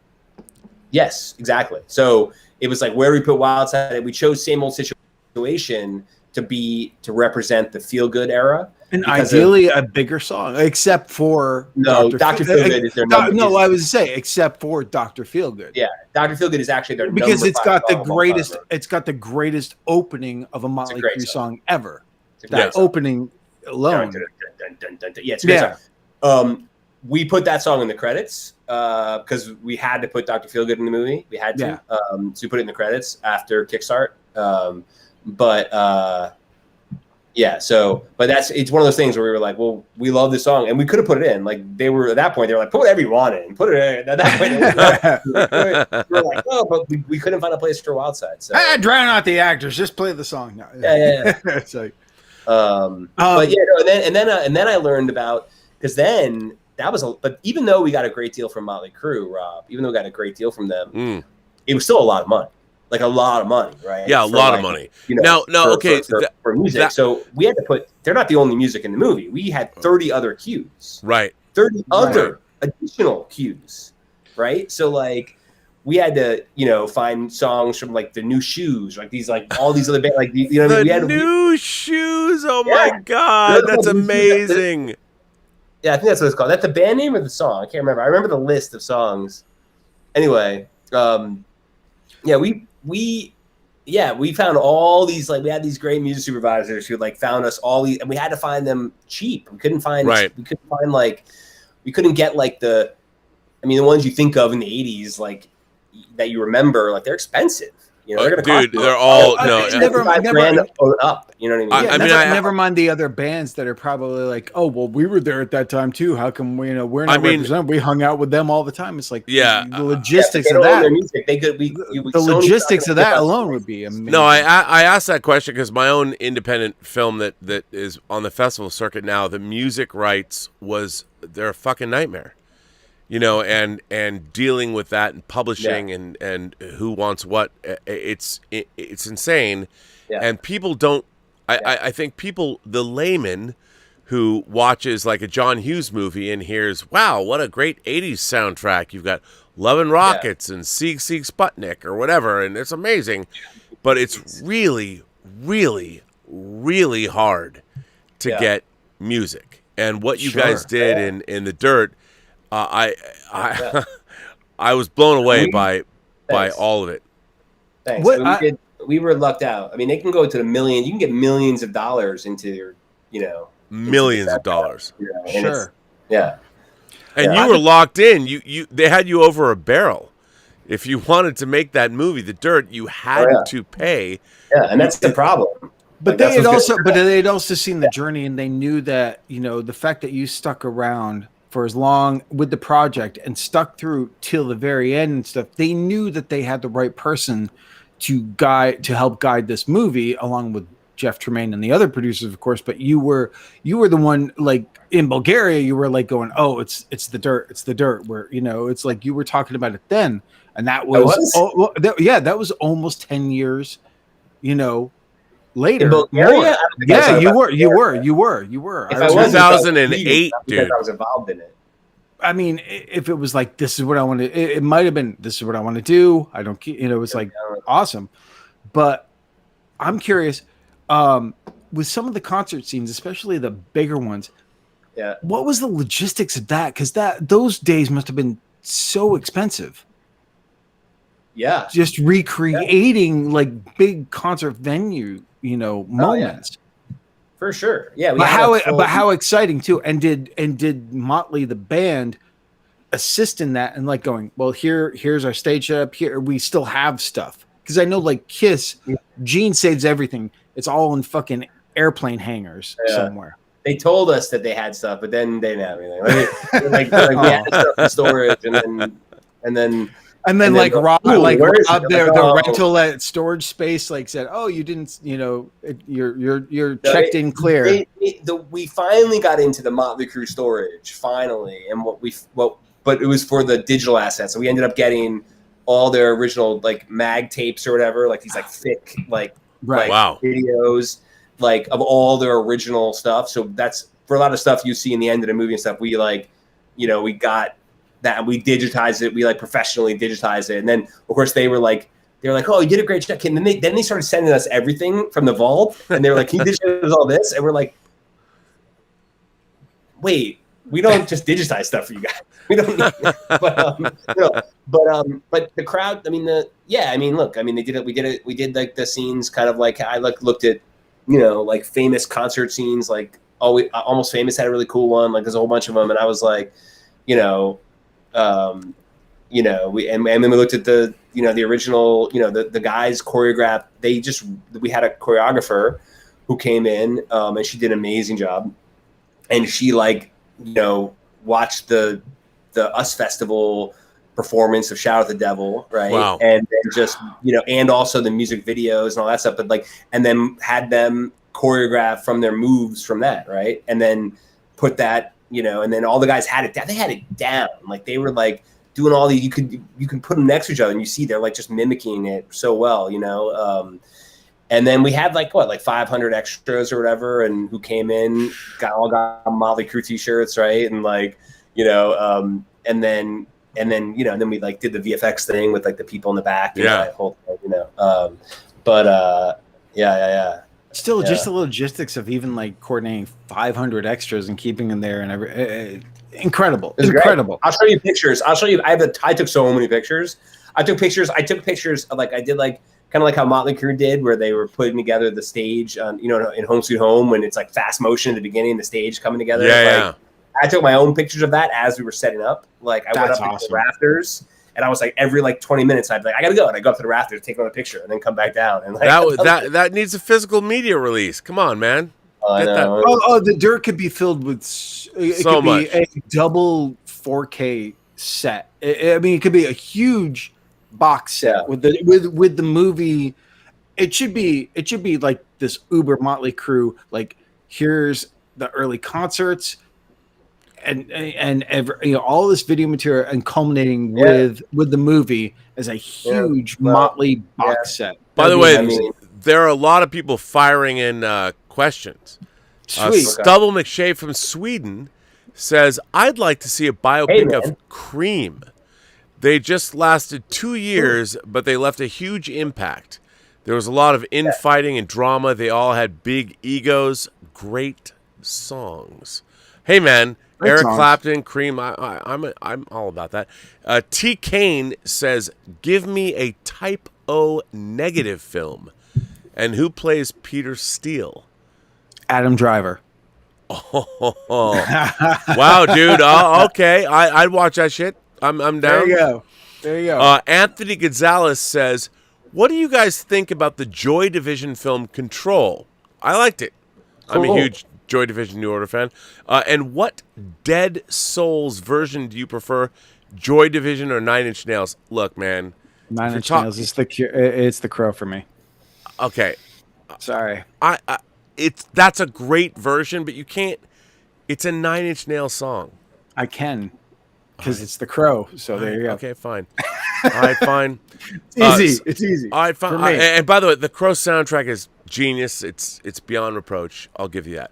Stubble McShave says, artists like Bob Dylan, Paul Simon, and some others have sold their music to companies like Sony.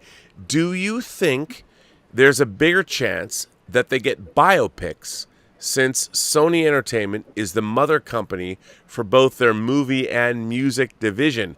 Ooh, Eric, what do you think, man? When you have these larger corporations like Sony owning an artist's entire oeuvre, is it easy to go to Sony and say, hey, let's make a the Bob Dylan biopic? I would tell you, I think Universal was trying to do that recently. I would say before, like a year ago, I would say no. It was not easier because it doesn't matter, because just because you're making it internally doesn't mean one division is going to sell it to another division cheaper. Right. Very often don't. However, then about a year after the Queen biopic came out, right? Bohemian Rhapsody came out. I know that Universal started making that a priority, and they were trying to take their music, the music they own, and figure out what they could turn. And I think there's a movie coming out. I feel like there's one. Isn't there a Universal movie, like a Universal music biopic? I don't know. I'm not sure. But so the answer is kind of. I think probably. However, I do think it has less to do with the actual songs they own and more to do with how popular they are. If like, I don't think, I gotta be honest, like Paul Simon movie, I don't think people are gonna it depends on the budget. Like you think of Paul Simon, maybe a $10 million Paul Simon movie. You can call me whatever. Paul Simon, wow. How do you feel about Go ahead. Sorry. But my point, a lot of people ask the question about like biopics and they should make a movie for this person, they make a movie for that person. And trust me, I wish I could make any movie I wanted, right? Like if fucking to make a movie about Cream, fucking cool, right? Right, but, yeah. Problem is these movies, like The Control, by the way, was a cheaper movie, right? Like it was done very like low budget, right? So you can do a movie like if it's very low budget like that, right? But if you want to show the concerts, if you want to show the larger, like you want to show the airplanes and the hotels and all that shit, right? Like you're gonna have to pay like upwards $15, $20, $25 million to make that movie. And by the way, the Queen biopic was like $60 million, right? Yeah. Which is way more money than I had to make our movie, Right. So like you need a band. That's why when I mention the bands, obviously I'm thinking of Van Halen, AC/DC, because I'm like, well, I know that you can get a higher budget for that, which is, I think Dave said earlier, like, you need a higher budget to show some of this stuff. So and don't you need a partnership with a band? I mean, you need of course, the music. I mean, you either pay for the money or you join with the band and stuff like that. But I mean, again, look how long have they been trying to do a definitive Janis Joplin biopic? Right. And it's like, you have the Rose. The Rose is kind of it, or much easier, or a definitive Hendrix biopic. Yeah. Janis Joplin's pretty easy because all of her music, all of her songs are covers except for one. Right. So, so there's no like one. It's just a bunch of. The problem is they're all going to be expensive. There's no. You can get all the rights to all the songs. You can get all the publishing to all the songs. But no one's going to make a deal for you because you're not like you did like with Motley Crue. But anyway, sorry. I'm curious. What do you think of alternate? Like music, like Yesterday, which I think is like a pretty cool way of not doing a biopic, but taking that music and putting it into a sort of different thing. Or I mean, what amazed me about yesterday is that movie even got made. That movie could Right. only get made if, like, Danny Boyle says, what'd be cool would be if, some guy, if the world forgot the Beatles existed and one guy knew the Beatles. Like, nobody else could ever get that movie made. You know what I mean? No, Like, absolutely not. And I have another question for you. Just as far not like, I mean, you can say this if you want, but what's the better movie? But which style do you prefer, Bohemian Rhapsody or Rocket Man? oh, Because they're vastly different, sort of. Rocket Man's kind of a biopic, but kind of. I mean, well, I don't know. It's not really fair because, I mean, like, I like the People versus Larry Flint. You know what I mean? Like, Right. You know what I mean? Like, Yeah. Like, you know what I mean? Like you want to talk about, like, biopics, like, you know, rock and roll or not. You know what I mean? Like, that is an amazing. You know what I'm saying? film. Like, I think, I personally like biopics where I learn stuff about the people and they're done really well. Yeah. So, like, People vs. Larry Flint is an example. Is I think a great one. Do you think Hugh Hefner could have a really great biopic? Sure. Yeah. Yeah. 100%. Yeah. I watched that whole thing. I watched that whole, like, docuseries they did on Yes. Amazon, which is really cool. Yeah. Look, I mean, I just watched the Houston show that Ewan McGregor plays. Holston? Houston. Not Houston. Yeah. Oh, yeah. Houston. Yes. Sorry. And I what I found, I thought it was pretty good. He was great, but it was like what I missed from it was his art, Halston's art. You know, like, Halston was a huge deal, and I missed why was he a huge deal. But was that a Ryan Murphy show? Yeah, it was. So there you go. I know. I mean, there's lots of hardcore gay sex. That's great, but it seems like that's he more about the private lives than what the public life is of these people that he's more interested in telling. Well, I think one of the things about, I'm a sucker, I think we all are, for musical biopics. I love What's Love Got to Do with It? Angela Bassett playing That's great. Tina Turner. Get On Up is great. Get On Up was great. Chad Boseman was great. And great. I just watched recently, it's not an entire biopic, but there is on Hulu pick with Tandy Newton about Nina Simone, which is really good. I like that too. And it's, they all kind of follow a similar trajectory, but if you know the music. Oh, I know the one. I know they've been trying to make it, and I don't know what's happening with it. Like, I know Scorsese was interested in doing the Ramones at one point. Yep. It would still be great to see.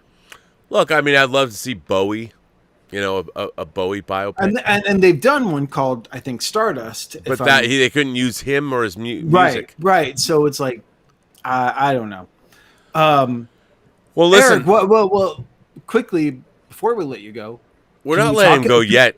Oh, okay. Well, hey. We have questions. Viewers are sending Erik questions in. Oh, then let's get to the questions We haven't first. even talked about The Hills Are Red enough. Sorry. Who cares about that movie? Ash Chowhan says, I'm feverishly awaiting Graham King's biopic about Michael Jackson. It'll be tricky, but if the film spans the entirety of Jackson's life, then I hope they get Kishiro Tuji for makeup and utilize CGI when showing the physical transformation of Michael Jackson. Well, that's an interesting question. Like, when you have a guy like Michael Jackson who did physically alter his appearance throughout his life, do you cast one actor to play that? And then... Sure. Yeah. And then, you would have to, I think. What do you think, Erik? I don't know. Maybe. It's a rough... That's a tough call. Because he did look a lot different. But I don't know the answer to that. I don't know. Maybe that's not... I haven't thought about it. I think there's a bigger question. I think the bigger question, the Hugh Hefner thing, can that like, how do you make a Michael Jackson movie and not run into controversy no matter what you do? Right. No, and it's interesting because I've been hanging out with someone who has delved very deeply into the whole Michael Jackson thing, the legal case, has read the FBI files and everything else, and and then with all the stuff that has recently come out with the two guys who were in, the Neverland documentary, Yeah. who have been dismissed in their cases and everything else. It's such a gray area. It's not a gray area. It's such a weird area. It's very difficult to do a biopic about Michael Jackson. Yeah. In any way, shape, or form. It's just, you're going to be really filled with controversy that might not be good controversy. What was I watching? I was watching a documentary on the Marx Brothers, and there was like a segment when, like, and this is an old documentary, so it was a segment when he was interviewed by Bill Cosby, and I was just like, it's so weird to watch this now. Yeah, like, man, yeah, it's tricky, man. It's tricky. I don't know. I don't even know. Look, listen. Honestly, we were really lucky. I don't think our movie, The Dirt, would have gotten greenlit if it had been 3 or 4 months. If we had waited 3 or 4, I was later in pre-production, and the whole Harvey Weinstein thing was happening, during pre-production. And by the way, all that stuff is good. Like, the media stuff is good. Like, all that stuff is great. You know what I'm saying? But like, and I think we had a lot of women on our crew. Julie Orn, was a producer. One of our writers, was a woman, Amanda. Like, we were really cognizant of that. We tried to be really cognizant of all that stuff, and like, and we were trying to, be responsible. But like, I don't, just based on the material, I don't think we would. I think we would, if we had waited 3 or 4 months, then we would have been canceled. Look, the reality is almost all hard rock heavy metal bands who were in that time would be. It's interesting that none of them have been quote unquote canceled anymore, because it's like, oh well, it's groupies and stuff. No one's gone after those people now, but it would definitely be like, something. Well, but crazy. Just the idea, like, a lot of people came after it, like a lot of reviews and a lot of like, came after us. A lot of woke reviews, I'm sure, came after you. Glorifying, that and all, and I mean, I guess they have a point, but we weren't dishonest, I don't think. Right. I mean, it's not like this didn't happen. I find it so strange that our society doesn't want to admit that the last 10,000 years of human history is not exactly copacetic. We're a rough bunch of folks, and if you don't want to admit what happened, I understand you were born in the last 25 years, but the last 10,000 years of history is problematic at best. And heavy metal music, it is what it is. All right, so back to the Hills Run Red. Well, hang on a second. There's another movie that would be canceled. Would get some people canceled. Oh my God! Although Janet Montgomery is now bulletproof, she's great, but she's amazing. I think Dave would get. There's like, I didn't write it though. I remember when I read that first script, and I was like, holy shit! Sorry, we're just gonna redo what we did in the. I'm just redoing what I did in the special feature. Watch the features. Yeah, exactly. No, but you were right. Like, I don't think Diane Nelson ever read. She didn't read the script. She had no idea. Rob, when we showed her the proof of concept trailer, when we showed her the proof of concept trailer, she's like, "Oh, that's too scary for me." I was like, "That's why I walked out of that meeting going, this is never going to be a Warner Brothers movie ever." I was wrong on that point, thank God. But Now, hang on a second. There are people, there are viewers right now, Erik. People are very engaged by this conversation, and they are sending in tips and chats and everything. I just want to say, Stubble McShay from Sweden says, artists like Bob Dylan, Paul Simon, and some others have sold their music to companies like Sony. We read this before. I read that one. You're right. I love the Swedish guy, man. Good for him, man. He's in. That's right. Swag Props, pardon me. That's what I meant to. Swag. I'm trying to get it straight. Swag Props says, "Here's a question for you three. Do you feel the use of CGI has reduced the scary factor in horror movies? I recently watched The Unholy, and while the build-up was decent, when the evil spirit was finally revealed as a CGI creature, it went downhill for me." I agree 100%. Like, I'm all about practical effects. Like, I love practical effects, and I think that people,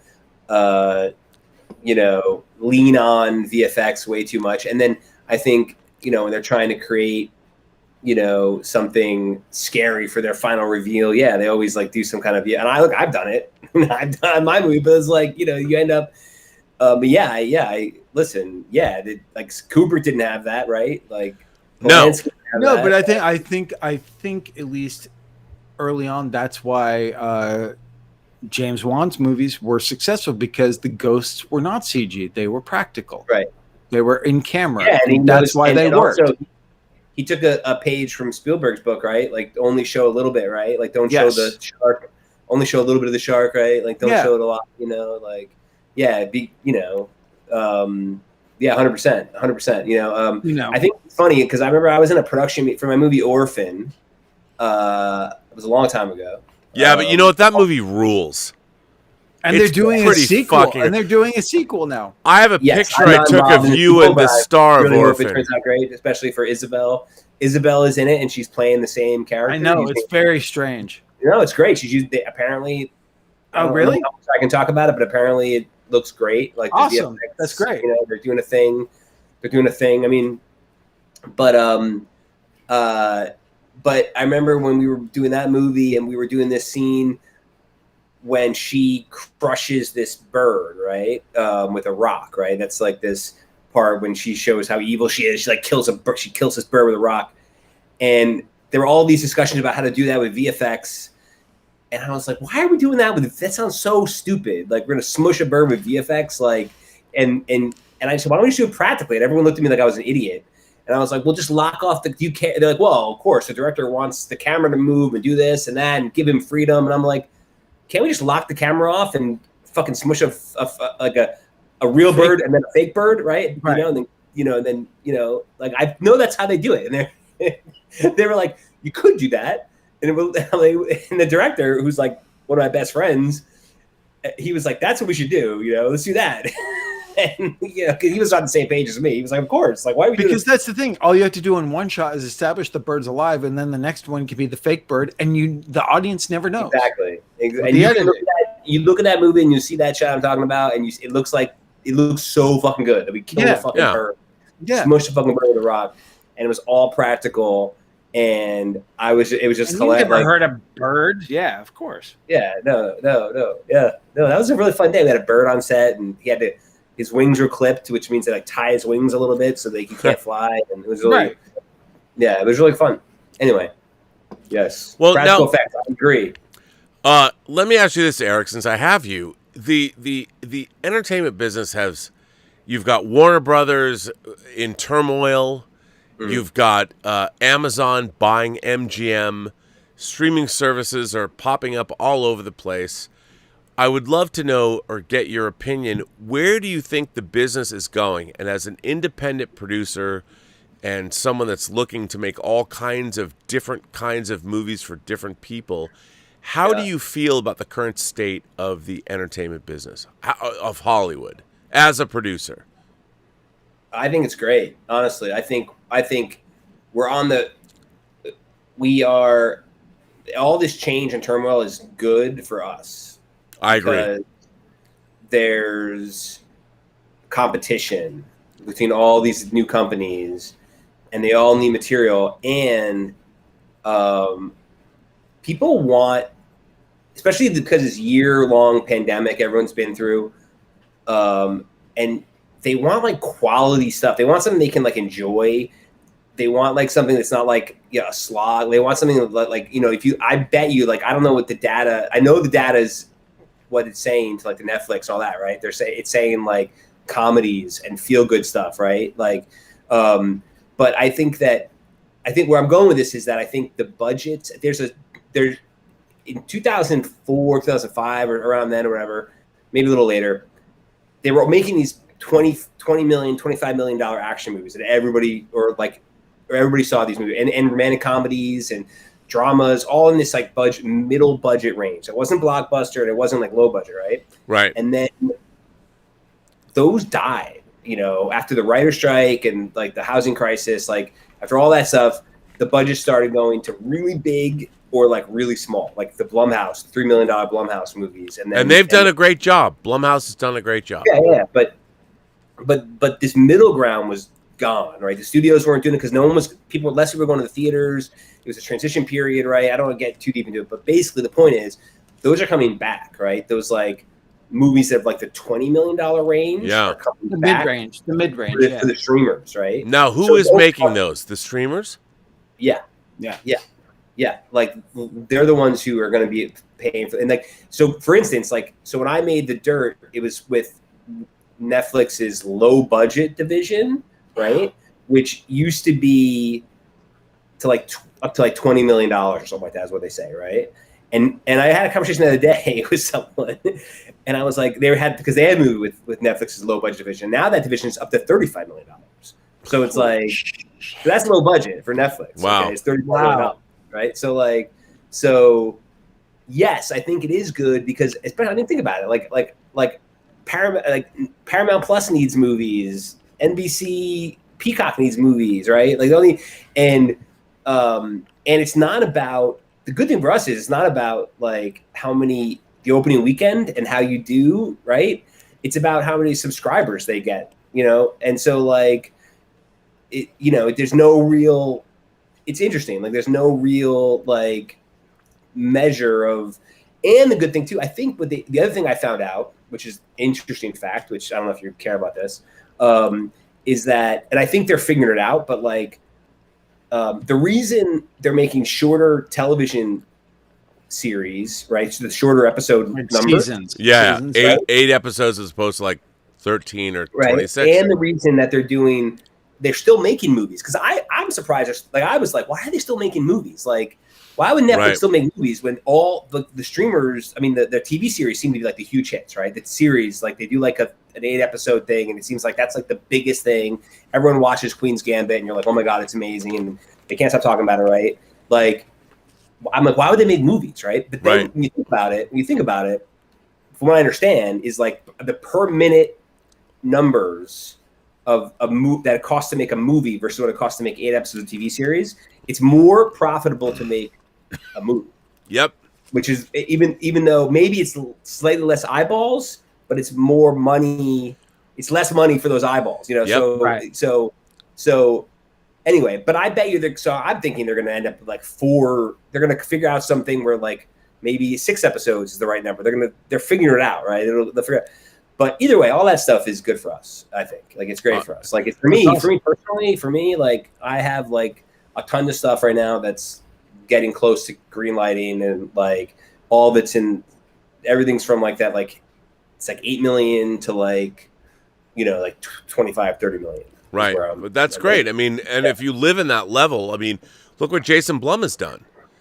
But I don't like what Jason Blum is doing right now. I mean, in the sense of what Blumhouse is doing, I have to say I'm not a fan of him just falling back on properties that have already, like, I get it, but I don't like the fact that he's just now diving into pre-existing properties that are a sure sell when they were an innovator before and doing them for lower budgets. Clearly, if you're going to do a if you're doing Firestarter, you're not going to do it for 1.5.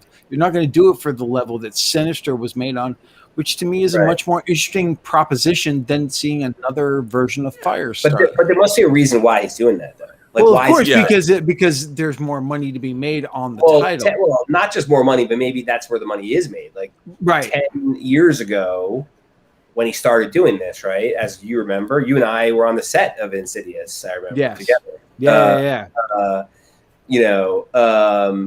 When he started doing this, like, he would make his whole business plan, and I made a movie with Jason Blum, so I know the business plan, right? So like the business plan is to make, if you can make 10 movies for $30 million, right?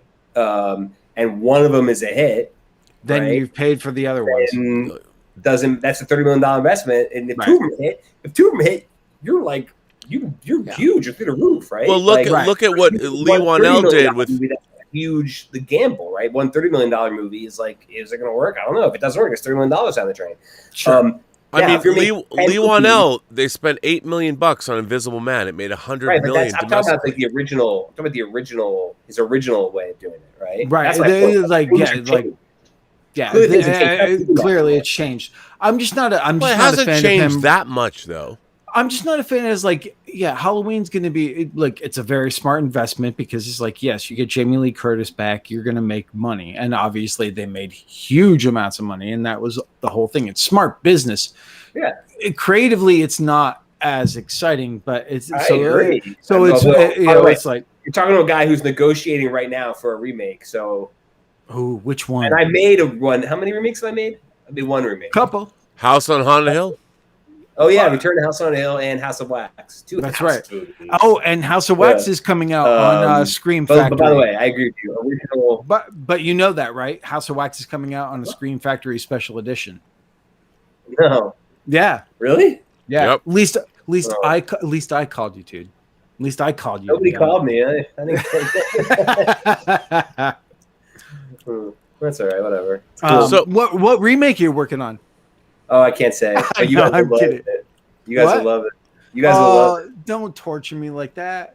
I'll tell you later. I'll bug you later.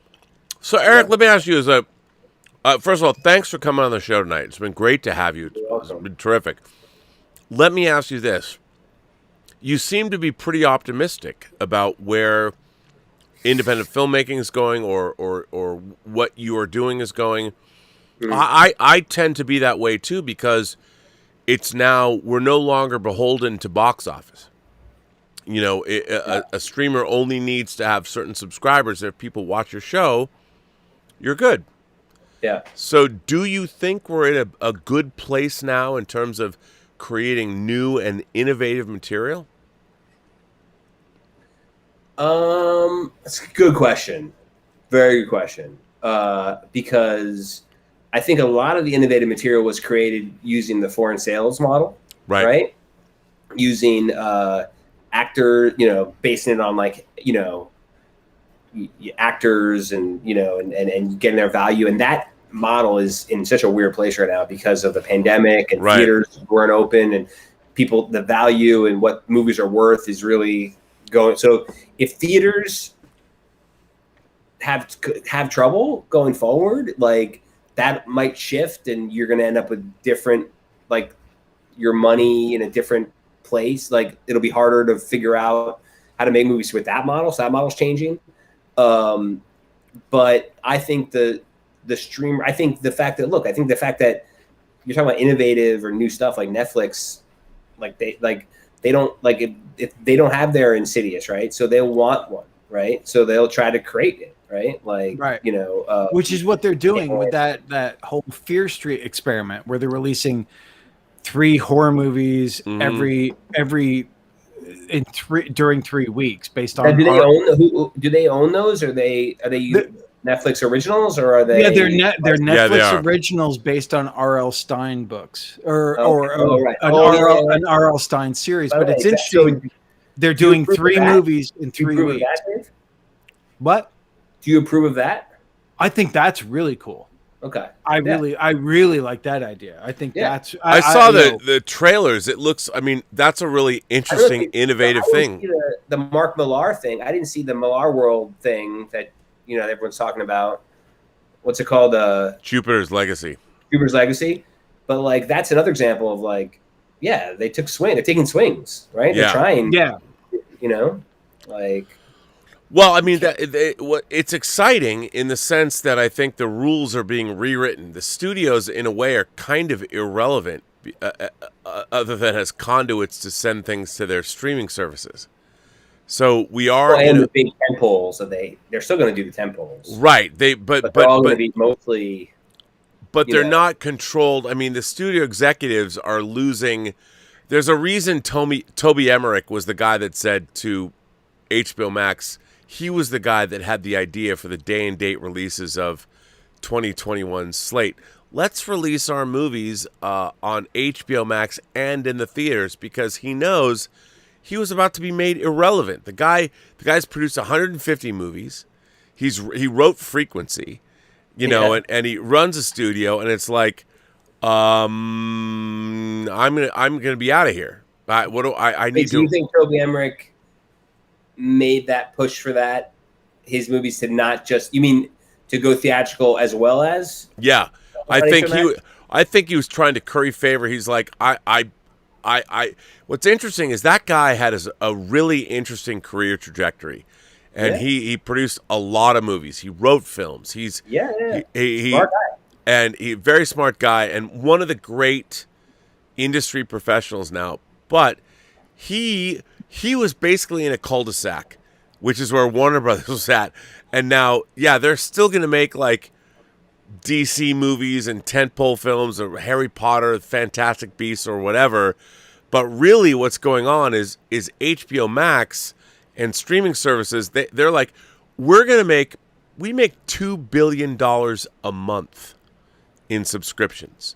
Yeah. And we're $24 billion a year. So we're going to carve out, aside from our overhead, we're going to carve out $10 billion a year that is not conducive with box office. Doesn't matter. You don't have to make any money at the box office because we're already getting our subscription cash. And that's something that studios are no longer, they're like, well, how do we get a piece of that? We're still beholden to the box office, whereas HBO Max is not. They just but they're have all to part of the same company. I mean, right, but how long will that last? Well, there's so much that goes into that though, like that decision making, right? Like number one, they don't want to piss off the theaters because they are a source of income. They don't. But even though they have pissed off the theaters, cutting the theatrical window from 90 to 45 days. What about all the rural theaters across America? I know they're not as consequential as the big cities, but my God, you're killing. I've been to CinemaCon in Vegas. I've met many independent theater owners and really dedicated film lovers across most of rural America, where a lot of Americans see movies, and they're not going to have the opportunity to do it now. Yeah, sure. Hold on, I'll be back. Hold on, keep going. Okay, well, I would say this, Eric. Saber Wolf says, I just rewatched Stand By Me. Wow. Such a good movie. Kiefer Sutherland's character Ace is by far my favorite. Wow, he's kind of a dick. Don't know why, but I always imagine the character is the human version of, David from The Lost Boys before he became a vampire. I can see that. I can see Ace from Stand By Me being David the vampire. They've both got bleached blonde hair. It's so funny. When you were at Warner Brothers, Eric, they have a great library of classic films. And while we were doing Kills in Red and you did Return to House on Haunted Hill, they were direct-to-video films, but they were also trying to exploit their catalog and making the Lost Boys. There was a Lost Boys sequel, The Tribe. Did you ever, when you were at Silver, did you ever delve into Warner Brothers' back catalog and think, I went through, multiple times. I went through the. What were some of the things you might want to, if you could have made anything that you were looking into, what would you have wanted to make? Oh, everyone's freezing. Eric, you froze. I don't know if you can hear me. Let me disconnect you. Dave, Eric froze. Hang on. Eric, I'm going to disconnect you. Come back. I don't know why that happens, but come back into the link.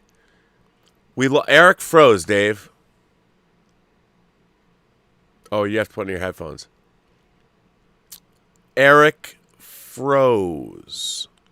Eric froze. Sorry. Froze. I disconnected. Your questions are a bladder buster. I apologize, Eric. I hope you're watching this. Please come back. Please relink. I don't know why you froze. It should just come back right on. Yeah. I just have to say, I was looking while we were talking. And this was very interesting to me. And I'm not sure what it means, but I want to take, if it's criticism, I'll take it. Robo Q-Man says, Dave Parker, R&B is Dr. Optimistic. One reason why he has such a following. Do I have such a following, really? Look, you guys enlighten me. I don't know, but I think I've been pretty optimistic on this show. Wait, is someone saying you're not optimistic? I don't know what RoboQ-Man is saying, but he is right. You are incredibly optimistic, and that is why. It says session. Erik Olsen says it says session currently full. I have no idea what that means, sir. It is not. Wow. That. Do you want to try to send him a new link? No, it's the same. It would be the same link. Hang on. Let me ask you this, Dave. Yes. Can I disconnect from you and then have you come back in? Wow. Come on, boo. Yes, of course, man. Boo. All right. I'm disconnecting everybody. Now I want Erik and Dave to come back. By the way, I'm eating cinnamon saltwater taffy from Bruce's Candy Kitchen. Okay. Erik's back. Look at that. Although Erik, Dave, I got you back. Now, funny thing is, Erik's back, but we can't see or hear him. Oh, get that again. Okay, I'm going to let him on.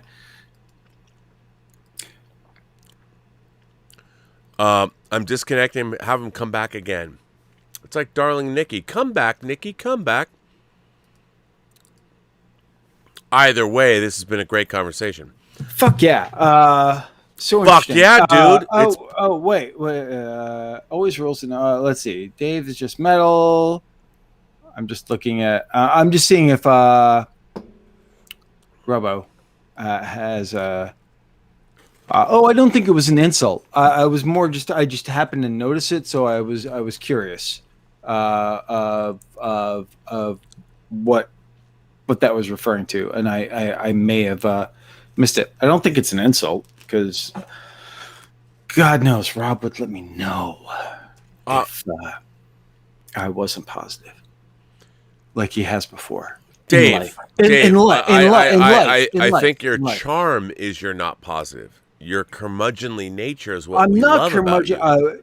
Guys, am I curmudgeonly? Really? Have I been? No. I've turned a whole new leaf being able to do this show because I love it. And you hate it. But I hate it. What? You know what? I wish I could find that CD and I would digitize it and put it online. Oh my God. Somebody must have. Amazing. Especially is he trying to come back, or is he? I don't know. Like, I haven't seen him link up. I don't know. Or he's like, it's 2 a.m. Fuck it. Yeah, they got me for all I'm worth right now. I hope everyone. Look, if he doesn't come back, I hope everyone really enjoyed that because that was a great conversation. Yeah, and it was nice because we get to talk about everything except the Hills Run Red, which I think is good because I think we've covered that Dirty Dog a long time ago. Oh, he's back. Hang on. Nice. Do you need a bladder break? Oh, he's look back. who's back. He's back. And Erik is like going. He's like going. He's back. He's black. He's mad. He's, that was the old Lethal Weapon, 2, 3? I like this. Jordan Britt says, I don't even know who the frack Dave Parker is, so who cares? Goddamn right, Jordan. Story of my life. I should say. Can you hear me? Yep. Yes. You're good. All right, I'm back. You're back. So we're in the middle of. You were giving a very cogent answer. Was I? About the state of the industry and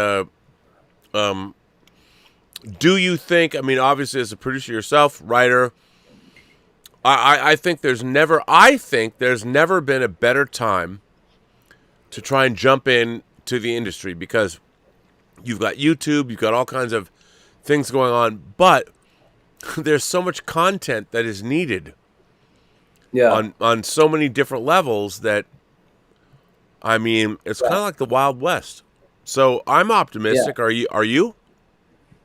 Yeah, I am. I mean, what I did, I am optimistic. And what I did starting about a year ago was I said, what people really going to need are good screenplays, right? Like, good material. So I really focused on finding good scripts, creating good stuff that people actually want to do, right?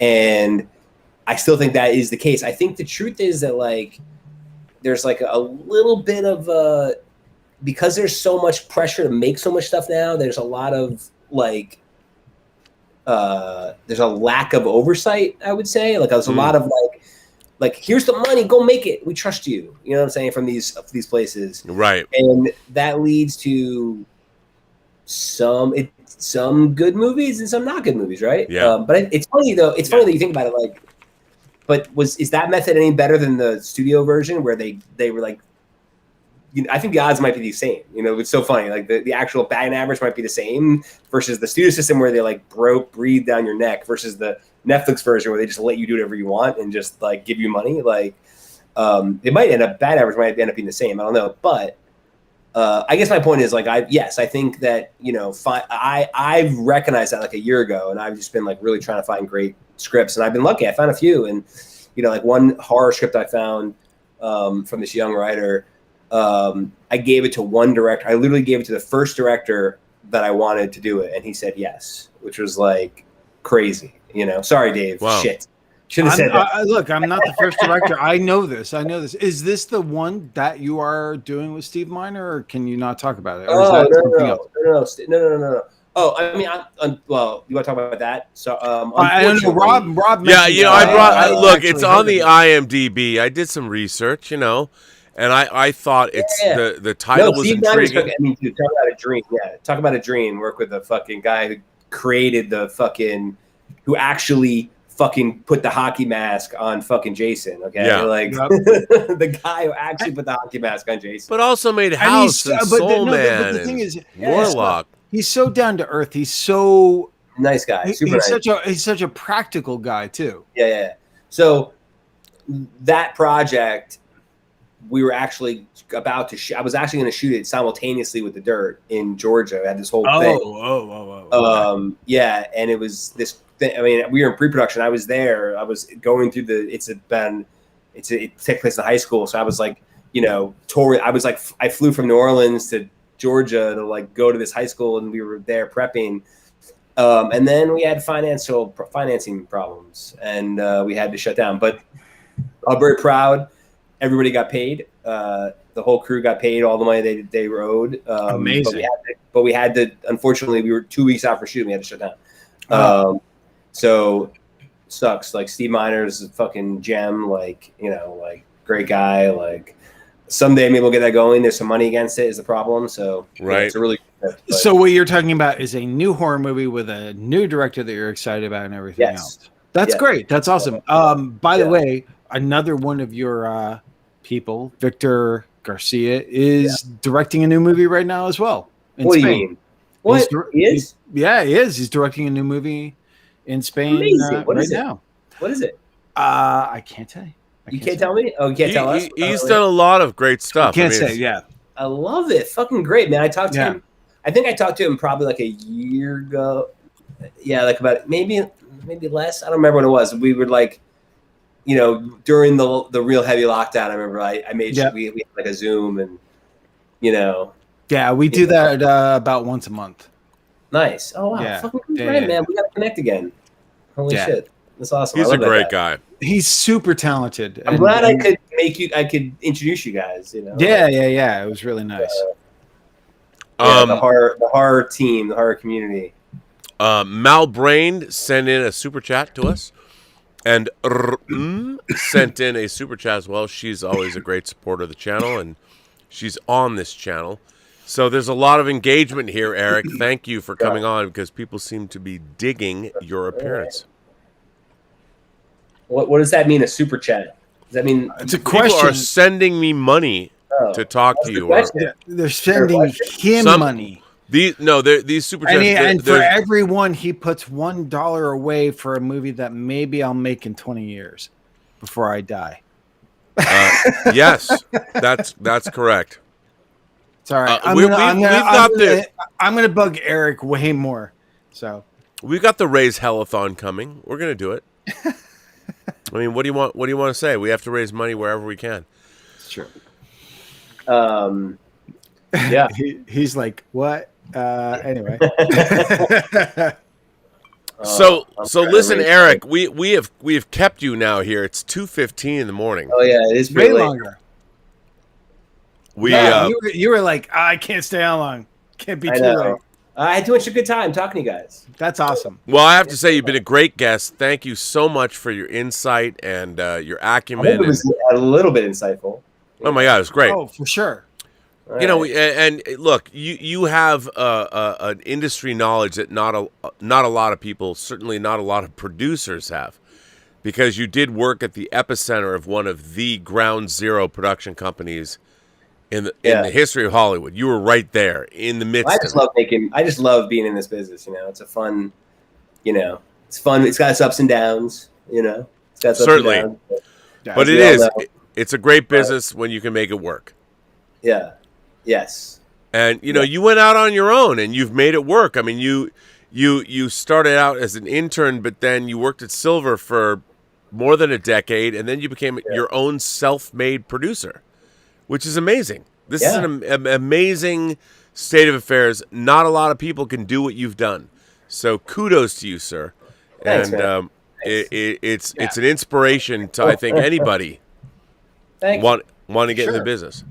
Yeah. Thanks. I mean, I don't say thanks. Well, no, but it's true. Look, I admire what you've done, you know, and it's great to see where you're going and the direction you're traveling in, and you know, I like The Dirt a lot, and I'm like, fuck yeah, man, you went and did that on your own, not because you were working with somebody else who has a name, or you made that happen. Yeah, I mean, listen, I have a couple other projects I'm working on with the director, with Jeff, that we're cooking, you know, which is exciting. You know, so it's all about, to me, it's all about like trying to make your things that, for me now, it's very much about things that excite me, right? Things that are fun, things that I want to see, you know? Yeah. Also working with cool people, you know? So maybe we all could produce a movie again together. I would love that. I That'd be mean, cool. you know, That'd be nice. something good. And I think there's a lot of opportunity. There's a lot of stuff, you know, going on now that it would be a lot of fun. Yeah, we need some young kid to write a great horror screenplay, something new and fresh. I mean, I don't know, you know, like Dave. You know, you know, I've done a lot of horror movies. You know, I feel like I've done a couple, or at least one that was pretty good, and you know, or at least one out of the. Come on, maybe two, maybe two. It could be two or three or four. Yeah. Well, at least one has a cool. A couple of them. Minefield to walk through. A couple of them have cool masks. So, but yes, that's iconic. I still have mine. Yeah. Oh, really? Oh, man. The orphan mask. But I was gonna say, I have passed on so many horror movies in the last 10 years, like horror scripts, you know, like sure, like so many, because they're so derivative, or like they're not original anyway, they're not scary, or they're just not my kind of horror or whatever, and it's hard. It's hard to do something new. It's hard to do something new and original. And I actually, this one script I read, I was like, holy shit, this is amazing, totally new and different. And it's like the one horror script that I'm like getting behind it, you know, which is pretty exciting. Awesome. Like, I'm actually excited about it. Like, I haven't been excited about a movie for a while, you know. Is this a new writer, or is it someone? He's a young writer who I actually met several years ago, because he had written something else that I gave him notes on, that I also liked, but it wasn't right for us. But Okay. And then he, like, out of the blue, it was funny. He sent me the script. He was like, "Hey, I'm only sending this to a few people. I know you gave me great notes before. Will you read this and just give me notes? It'd be amazing if you would." I was like, "Yeah." And I read it. I was like, "I don't want to give you notes. I want the script." Nice. That's awesome. That's great. That's great. That's amazing. Like I did, like, it was one of those things where I didn't start reading it for like 2 weeks, because you know how it is. You get a script from somebody say you need notes. Sure. Like, Yeah. it's like, yeah. You know what I mean? But as I started reading that, I was like, holy shit, it's so good. I want this. And then, yeah. So I need to be excited like that, I think, because it's a, Well, you it's a need hard, passion. hard If thing to you- do. Well, look, it's a lot of time in your life and everything else to exactly. put behind. So yeah, of course you have to be. So Yeah. it's Yeah. awesome. Yeah. It's really hard to make. I'm excited. I'm fingers crossed that I'll tell you all about it. And I'll tell you about the remake, and you'll tell Yes. me what Victor Garcia is doing. I will. Yeah. We'll catch up in the next I'd week. love to hear. Cool. All right, I'm going to bed. Listen, Eric, right. it was so great to have I you. love all your fucking metalheads that are still awake. Fuck Yeah, yeah, dude. man. We got 158 Well, we- people here right now. Well, the nice thing is too, we hit the overseas, the European metalheads and everything else as well. Hopefully, Yeah. Yeah. because it's morning for them. Come on, My man. We're Nordic worldwide. friends. Yes. Yeah. So thank you for being here, Eric. Go to bed. Yeah. Appreciate And it. thank you very for much. your time and a lot of insight and a lot of fun to have you. It's great to see you again. Happy to be here. If Good you to want be to, back. if you want to be bothered by people, where can they find you? Yep. Oh, you mean on my Twitter and Instagram? Yeah. Don't Yeah, send. what- Not if they want to send you scripts. We'll never. We'll never do that. No. You can't send unsolicited You can scripts. follow me on Twitter. Okay. Go to my Instagram. There you go. I'm mostly a lurker, not a poster, but There you go. You can find me. It's easy. Awesome. Thanks, All right, Eric. guys. How do I hang up? Well, I'll hang you up. You'll hang me up? All right, cool. I'll hang you up. All right. Thank you so much, Eric. That was so Thank you. amazing. Thanks a lot for that. And yes, and Eric Olsen, what a great guest. Dave, thanks for calling Eric. And I I knew it mean, would saltwater be. taffy, but that was what a great conversation. Oh yeah. I mean, Eric really is. One of the good ones. We clashed heads. While we were in production, as our positions and situations do. Well, and he everything, but- was the executive producer, so But I learned so much from him doing the movie. Politically, doing movies for a studio system as well, and I guess I'm not a total fuck up, or neither one of us are, because he still talks to us. So, right. to me, it's like I just and to be able to hear stories about the dirt and that stuff that I haven't actually gotten to ask him before was really fun.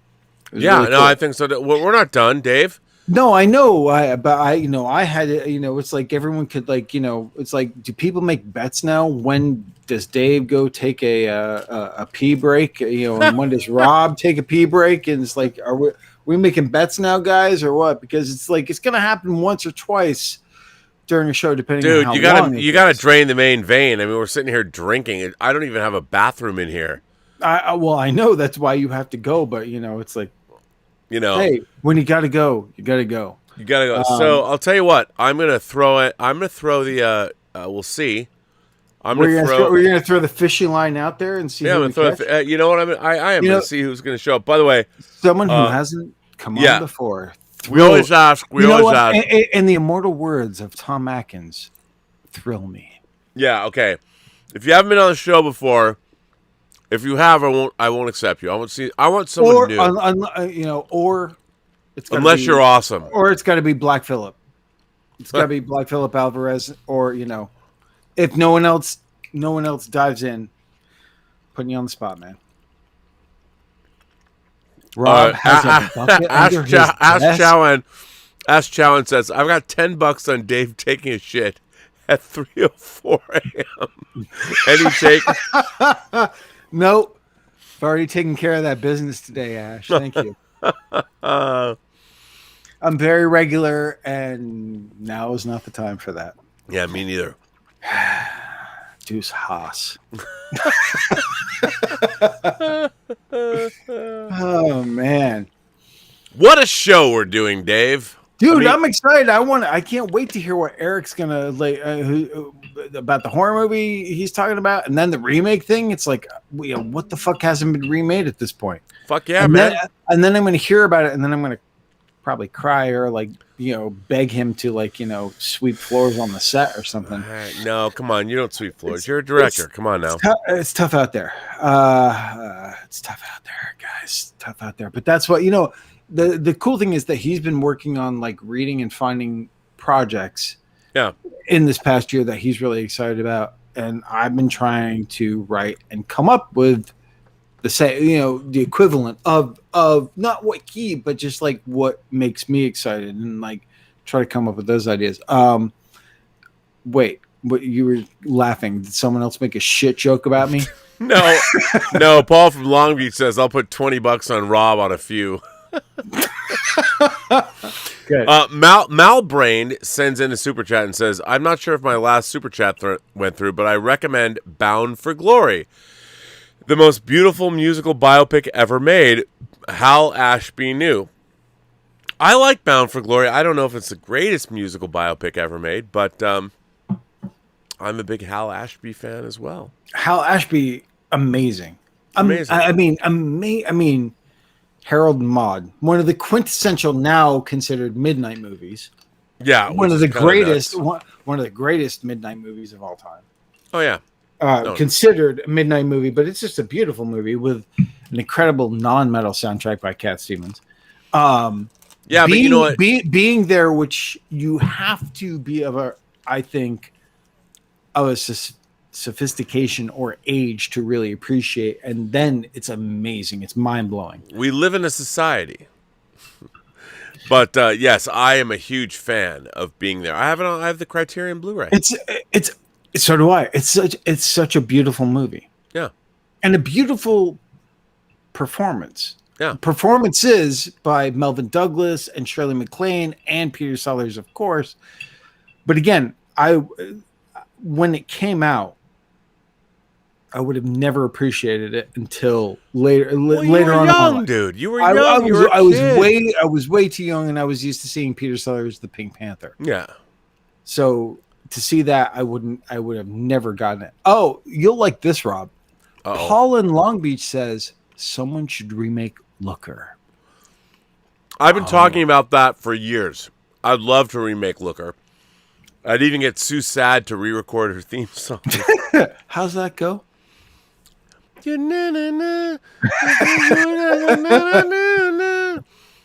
should. You know what? Okay, here's my suggestion. One night, we can. It'll just be you and me, and then we'll bring people on to have a metal sing off. Dave, since you ask, all right. Hang on. No, I got taffy in my mouth. A pretty face reflected in a mirror, so perfect in every way. With every move, the picture's getting clearer. She's got it all, and she's got it made. Come on. I didn't know that. But when she smiles, is she really smiling? Wow. She's the only one who really knows. Emerald eyes, so cool, so inviting. Hide the side she never shows. She's a looker, that's what they say. She's got it all and she's got it made. Sorry, there you go. That's my a cappella version of the song. There you go. Thank you. Thank you for that. She's a looker, what a beautiful face. Always on display. Yeah. Rob's voice is such a disgrace. Oh, come on, man. I don't. You went for it though. I tried. I tried. Hey, the magazines we doing freeform now? Show us smiling. Oh wait, no one's come on. I put on. I sent the link out. No one took the bait. What's going on? Hey, Ash, you never come on. Well, I've been on. What the fuck, dude? Come on. I don't know, man. No. You know what? Oh wait, someone's here. Who's here?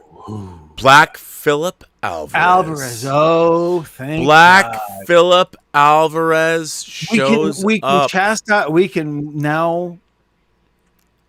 Now we can. He says, "Ask and you shall receive." I will put Black Phillip in You're in the big game now. That's the Potomac two-step, Jack. Welcome to the show. Hang on, man. Welcome to the show, as they say in Major League. Yeah. Well, that is the show. They say that in And Bull Durham, too. Of course. Yes, they do, because that's real. But I'm telling parlance. you this. Now we can gang up on Black Phillip about his loathing for Temple of Doom. And Okay, how hang on. he thinks it is. Let's bring on Black Phillip to Midnight fucking Metal. First of all, Black Phillip, are you fucking feeling metal tonight? Well, yeah. Are you? That's not very metal. Can you dig it? There ain't but 20,000 police in the whole town. Can you dig it? No one knows what I'm talking about. It's fine. Why are you all quiet? Come on. Wait. Don't leave me hanging. Yeah. Hello? Come on. We're all here, Dave. I'm here. Can you hear me? Black Phillip's here, too. I know. I need you guys to... Oh, wait. Can we hear I'm you, not- Black Phillip? No, we can't hear you. No, we can't hear him. That's why. We cannot hear you, sir. We can look at you. We can see you. And the funny thing is, we heard him before we brought him on.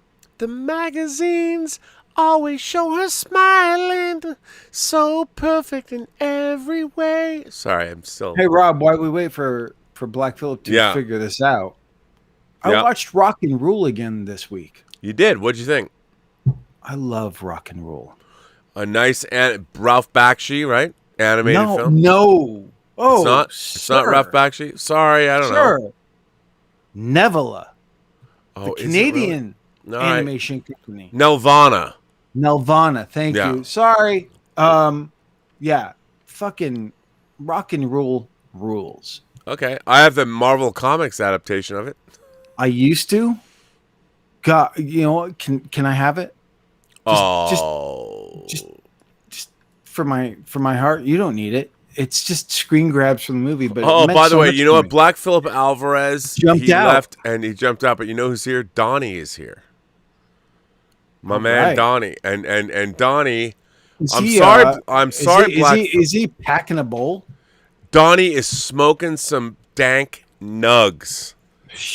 And I'm going to put him in the show. You know why? Because he deserves to be in the show. Donnie knows what's up. Hang on. Black Phillip, I'm sorry, sir. I don't know why you left. Black Phillip, we'll get you back on before the end of this. Yeah, I'm going to bring Donnie in. I'm going to bring Donnie in because you know what? Donnie's always a good hang.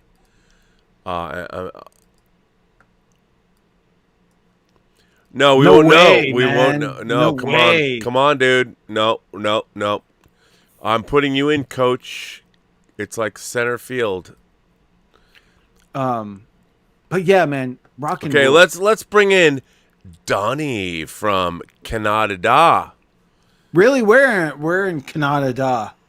The capital, Ottawa. Nice. Now, I have to say, Donnie's last appearance on the show was quite emotional. I think Donnie, you laid yourself bare on this show. Not like as bare as you are now. Emotionally bare.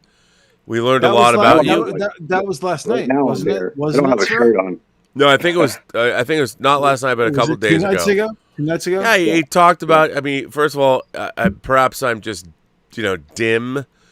Donnie spoke about being a little person and should he go act and should he pursue his dream. And I said, Donnie, fuck yeah, you should. Fuck yeah. You know why, Donnie? Because here's the thing. This is going to happen sooner than later. We're going to get Alpha Flight live action. Dude, that's what he talked about. His dream project is to be Puck. That's what he said. And I'm like, fuck, brah. I'm telling you. That's got to happen. I was talking to someone today about Alpha Flight and going, the thing that I am so excited about is this is an inevitability that Alpha Flight will become live action in some form, whether it's a movie or a series, and I cannot wait. Dude, and Donnie is our man Puck. Donnie's going to play Puck. Why not? That's what I said. And you know what? This is we don't laugh. I think it's probably a good thing because, you know, we all talk about diversity. The only person who can play puck is Canadian. Yes. Right? That's Yeah. it. The And- only thing you have to do is cut your hair. Sorry. And Donnie No, it's all good. has Make it go. Donnie has certain physical attributes that make him perfect to play puck. Maybe I can't do the cartwheels, but you know, It's all right. They'll gotta CG be- that shit. Who You know what? could? Who could? They pay you enough money. They pay you enough money. You can do the fucking cartwheels, man. No, man, the structure of his physical body, nobody can. I can barely do fucking cartwheels. I could barely do cartwheels when I was 12. Rob, you I mean, my God. Rob, and look, I'm gonna say this, and this is not an insult. You've been doing amazing. You're fucking keto shit, everything amazing. You look fucking great. Thank you. I mean, not fuckable for me, but you look great. Thanks. But you're Look, top Mel, heavy, so cartwheels would be a little. I could be a difficult. power bottom for you. Come on. Like what? No. Come on. No, oh no, you couldn't. Oh no, you Uh, couldn't. I mean, I'm not going to do some Hellraiser shit. I don't need like my skin That's- pierced. That's all I'm looking for, man. I'm you're gonna- looking. Look, for- you're gonna hang me up and bleed me out. That's where I draw the line. But if we're gonna Is go some there William any other Friedkin, way, guys? Is there any other way? Come on. look, I'm willing to be your fistable leather daddy. Whatever. You want to whatever, get it's fine. fisted? What the fuck is wrong with you? God damn. Look, I'm not just even trying- going there. I mean, Wow, dude! I happy- thought we had a funny comedy bit, and you have to Look, like turn it around and be like, "What?" look, happy Pride, everyone. But I don't Sit want and to. do it. I don't want to fist Rob. That's regardless okay. I'll just of, do it people- myself. How about a shocker? How about a shocker? But I don't have the V to put it. You know. Oh, that's How about just give me all three of those fingers myself? You know. Let's see. Oh. How many viewers are we going to lose right there with the fisting comment? Wow, Whoo-wee! this took a very I don't know. We might I like that. not a dark Someone- turn, but we'll get more, maybe. Someone goes, Dave Parker will tear your soul apart. Oh, I'll tear more than your Yeah. soul. yeah, he will. He will.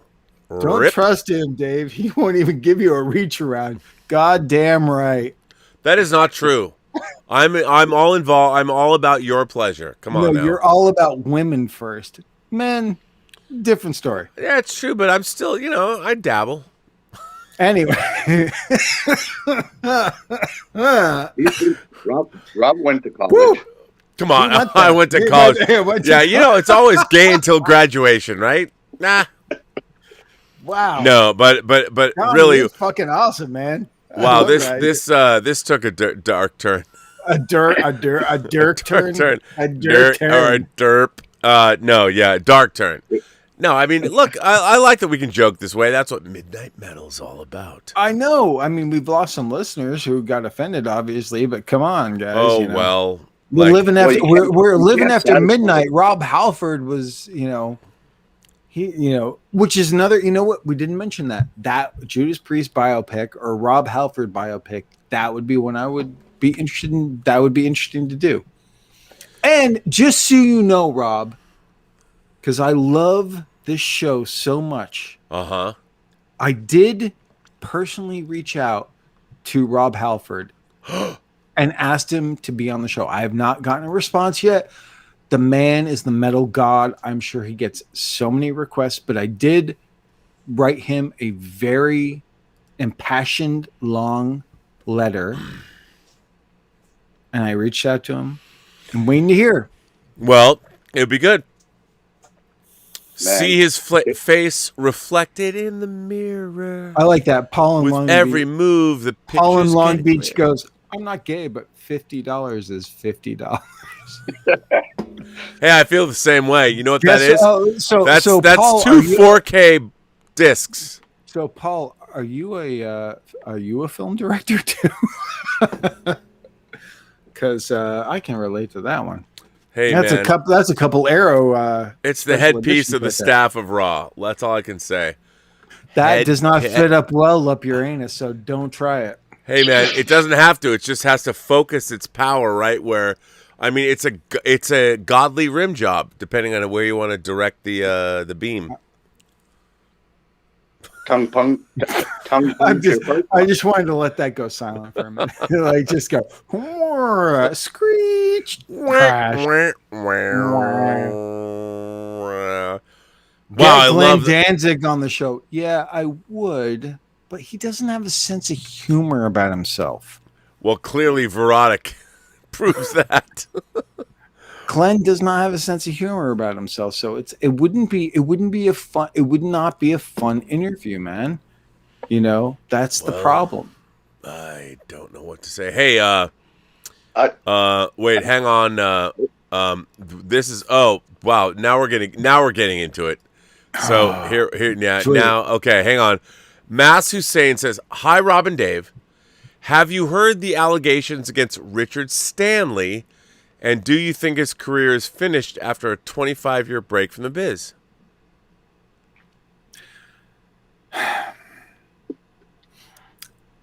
Here's the thing. I think the Richard Stanley thing is, whatever happened many years ago. It's this new woke society that wants to condemn him, and I know Spectre Vision condemned him as well. I think, but the thing is this. I think The Color Out of Space is an interesting movie, but it's not a great movie. And I think the thing is, I think Richard Stanley has been, it's like I've met him before. I've hung out with him. He's a nice enough person, but do I think he's a cinematic genius? I don't. I'm sorry, I don't. So it's like, one, I don't think that he should be condemned and canceled for things that happened years ago that have already been. Look, I don't know all the specifics. I've heard several things, and they're not great. But there were so many years ago. It's like that shit is like in the past. But the thing is, it's like if you're going to condemn, look, people condemn John Wayne for shit that he said, and he's been dead for how many years? We've just I just think we've gotten out of control with this stuff, as far as I'm concerned. I don't know. I can't speak. I don't know that represents Richard Stanley today. Do I think people can reform and change?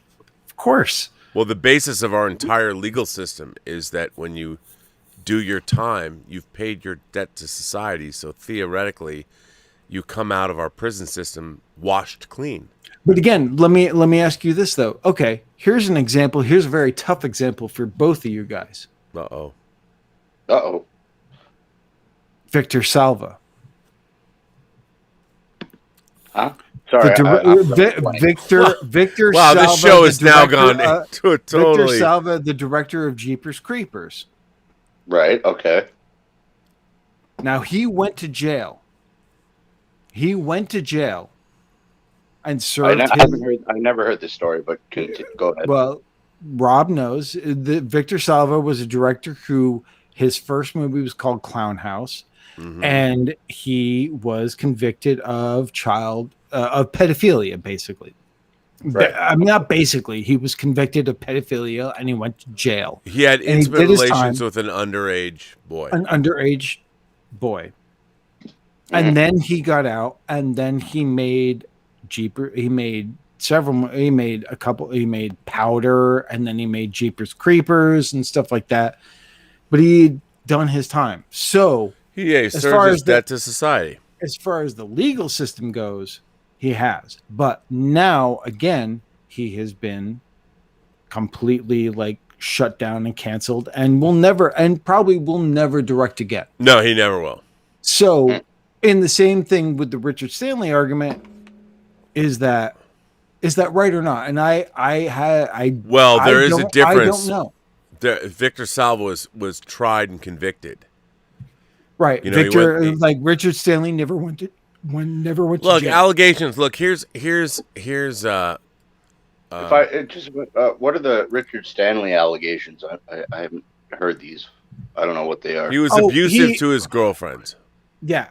Okay. He hit his girlfriend in like All right. Okay. arguments or whatever. Yeah. But never went to jail for it. Never was. He was never arrested for it. Right. He was never arrested for it. They supposedly had worked it out. And, and look, I agree with people. Like, Jeepers Creepers. Here's the. Dude, it's tough. I mean, look. The conflict is Jeepers Creepers as a monster movie is a good movie. But given the situation, I don't even feel comfortable watching it now. Or anything that he's connected with. I'm with you. I mean, it's really difficult. I mean, it's really difficult to live in a society like this and make these decisions. It's really hard. Well, that's the thing. It's all a personal decision. But again, I agree with you, Dave. I understand where you're coming from. With MJ, with his music, I love his music now. With all this shit, it's hard to listen to it. But the thing is this with Michael Jackson, when you and the only reason I know this is because I have hung out with someone who has read all the FBI files and read the case things, has done way more research than I would ever do on any of these things. I don't have that discipline into me. And the thing is this, it's all hearsay. There's no proof that Michael Jackson ever, and I'm sorry guys that we're talking about kind of turgid, dark subject right now, but there has been no actual proof that Michael Jackson, according to the person that I know who has said, has ever molested any child. And the thing is, the fact that the two people that were in that Leaving Neverland documentary have been totally discredited and their cases have been thrown out of court. Wade Robson, 3 separate times his cases have been thrown out of court because there's no evidence of what he says. It's difficult. And the thing is, part of me thinks it's a very American sort of mentality because a lot of the rest of the world still worships Michael Jackson for the musical genius that he was. Yes. The what it points to, what the thing is, and I don't know. I'm not making any definitive statements. Right, me neither. But the thing that I hear, and the stuff, the evidence that I've heard to back it up, is that the only thing that can be leveled at Michael Jackson is he was a weird guy. He was an unusual guy, not a pedophile. Well, I met him. I met him at Golden Apple. You met him. I thought you met him at Dave's Laser. No, I met him at Golden Apple. You met him. Right. Okay. Yeah, I met him at Golden Apple. Like I was in there, and he was delightful. He was very cool, and we talked statues and collectibles, and he did the limo showed up. What's that? What year is this? This was when Golden Apple was actually on Melrose, the main Melrose store. God. So that was still the 90s. That was the 90s still, obviously. Yeah. It had to have been the late 90s. I want to say 98, 99, maybe. And, he showed up in a limo, and there was like 6 kids and their mothers and all that. And, the weird thing is too, it's like, the point is like, Prince was a weird fucking guy too, when you really want to break it down. He was super weird guy. Now, again, never had the allegations that Michael Jackson had. Right. But again, the way he acted, everything else, and you listen to Kevin Smith's story, weird fucking dude.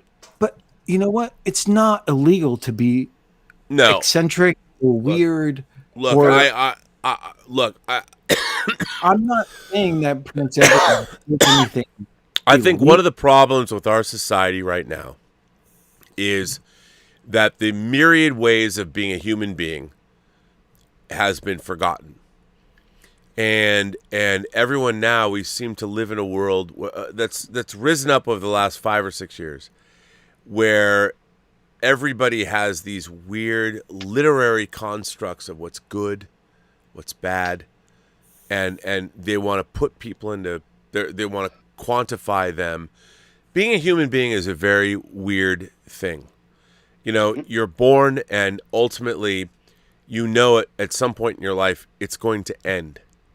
You're going to die, and between those two polar extremes, you have to do something with your life, become relevant, or create, or be a parent, or whatever you're supposed to do, knowing that whatever you strive for, whatever you try and make out of your life, it will be snuffed out by your finite amount of time on this planet. You know, you don't get special dispensation because you're a genius. You're going to fucking die like everyone else. But I think the thing is also, the bigger you are, the more individual and successful you are, like Prince and like Michael Jackson, the more people want to tear you down for whatever reason. Now that seems to be more of a common thing now than ever before. I think the difference though between Michael Jackson and Prince. There's many differences. Yeah, Prince grew up in the real world. I mean, he went to clubs. He played. Michael Jackson was he was like the golden child. He lived Prince in was a this self-made rarefied man, and then Michael Jackson was. But again, Michael Jackson and the Jackson 5, when you look at that history, did build themselves up from nothing. Of course, but their father was a taskmaster, and you have to ask yourself, like, we all have our burgeoning sexuality, and if Michael Jackson, the guy couldn't even date. He never had an opportunity where he could meet a girl, or maybe I don't know if he was straight or gay. I have no idea. But look, by the time that he was ready to do that, his life was he was so famous that it was going to be a weird situation that none of us could relate to. None of us could relate to. But he couldn't have a meet cute. He couldn't even go out in the world, and he couldn't meet anyone. And I think that what's interesting to me is, I think a lot of these things, and we have mutual friends, you and I, that we work for, that have also been very outward with their predilections. They've never hidden them. And there have been people that have come after him, and I'm like, you're lying. And I'm like, I know this person, and what you're saying is just patently not true. And the thing is this, I don't know these people as well as you do, but I will say this, we've had personal interactions, and yet the interactions that I have had personally with these people has been I've never seen one shred of evidence of the accusations that have been pointed out. Now, that doesn't mean it doesn't exist. All I can say is I never saw anything, and I was never privy to anything than professional or professional or normal hanging out, partying behaviorhood that that so many of us do. There was nothing that would ever raise a red flag. Now again, we could have been in a rarefied situation where we just didn't see it. We weren't privy to it. Whatever, I don't know. But I was privy to it. But for my part, I never saw anything that was that would ever like raise a red flag going, well, that's weird. But there's a lot of people who are outside of that don't quite understand communities, and they're like first to point their fingers. And the thing is this, what sucks about it, what I hate about it, is some of those people had absolutely very significant effects on our lives and what we were able to do. Yeah. And I know. And if we say it, does that make us a target? I mean, it's a very weird, very, very conflicting thing, because it's like, look, some of these people I think are incredibly talented in their fields, incredibly geniuses who've inspired me. And again, it's conflicting. It's totally conflicting. I mean, this idea that we expect everyone to be squeaky clean, perfect examples of humanity. Well, is ridiculous. especially in Hollywood. I mean, it's just become or any of the arts. Well, that's true. By the way, hang on. Robo Q Man sends in a super chat and says, "Rob, I thought an Ertl Porsche 928 model because I saw Albert Finney crash one into the fountain." Oh my God! Well, was that in Under the Volcano? What Albert Finney movie was that? But I don't know. But how great is Albert Finney? So I mean, dude, everything. So great. I mean, do you remember? Speaking of metal or rock, when was it? When Roger Waters did the first big concert at the Wall. He did the Wall at the Wall. Right. When the Wall came down, drop the bomb. And Albert Finney played the judge On live in concert. Albert Finney, fucking genius. Jeez. But again, so good. But are we supposed to? That's the thing. We're supposed to hate. Oliver Reed was a fucking misogynist and a drunk and everything else, and he was part of the a pact that Richard Harris and him and Anthony Hopkins, they all hung out together and Peter O'Toole, they all got fucking wasted together and hung out and everything else. But it's like, so now we have to condemn them all. No, we don't, and that's problematic. It's wrong. I mean, I don't know is there a cutoff point for actions?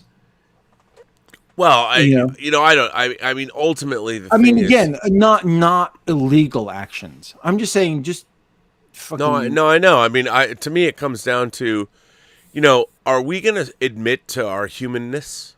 Are we going to live in a society where we're going to pillory people that fall from grace? I mean, the whole idea is that we are all imperfect beings that are living in a charnel house of a universe where any one day we can get diagnosed with cancer or get hit by a fucking bus. And the idea that you're going to finger point, and the fact that you're going to point fingers at people and demand they live to your standards just seems absurd to me. We are in a better place than humanity has ever been in. There is more equality, more equity, more of everything that we've ever had before, and yet we have an entire society that will have you believe that you suffer from racism when you get out of bed in the morning. And it's like, I just wonder, God. Is that a more of an American conceit? I mean, dude, yes, it is. Because I wonder, does CK wake up to that in Switzerland? It's like, no, and that's what's like. I get it. They're more mature. The entire world is older than us.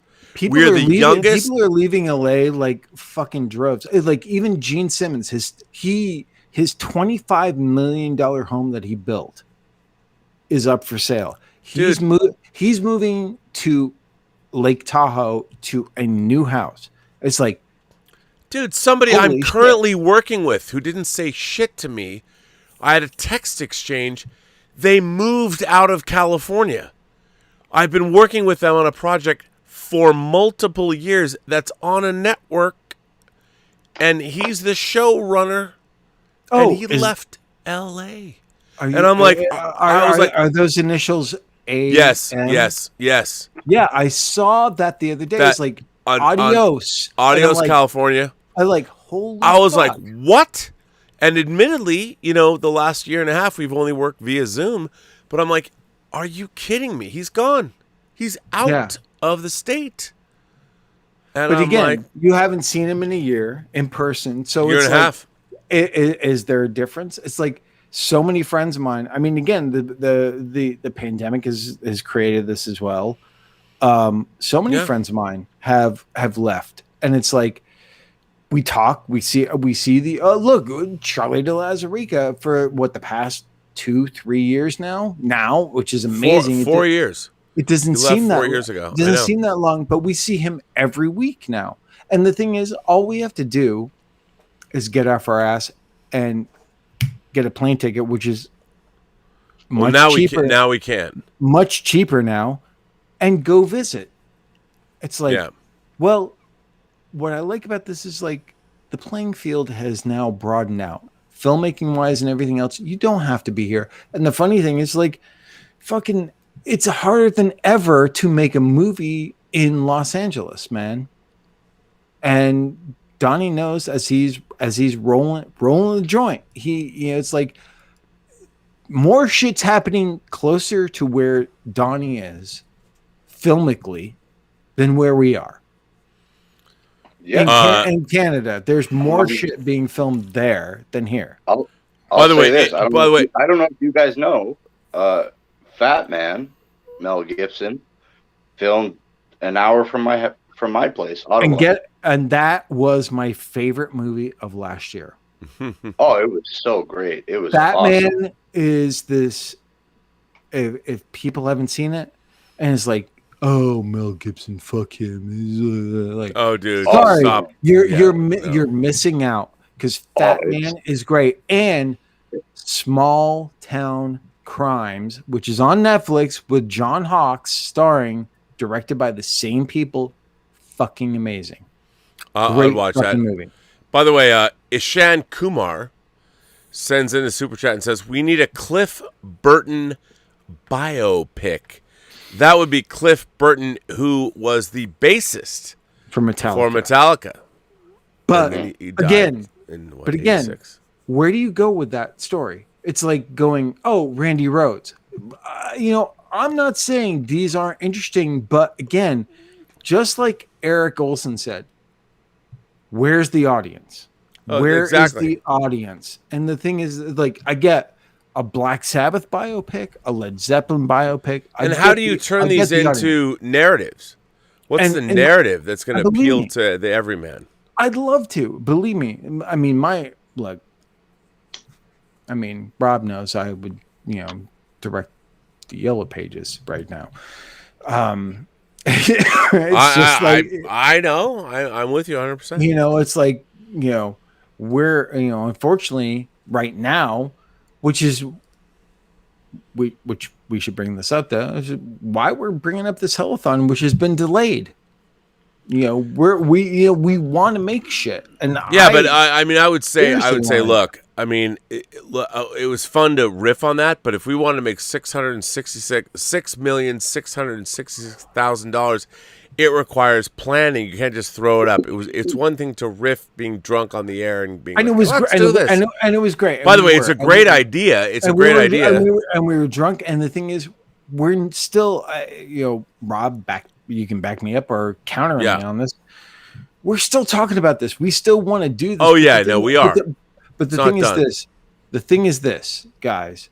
For my part, I'm at least saying, I don't want to come and announce or pitch something to you guys until I've got a really cool idea ready that is worth what I think your time is, and investing in, and having other people invest in that I know Rob is, and then I know we've talked to Brett Pierce, and there's logistics there that are very complicated, and I don't even know if any of these people fucking care about this, but I know you and I do.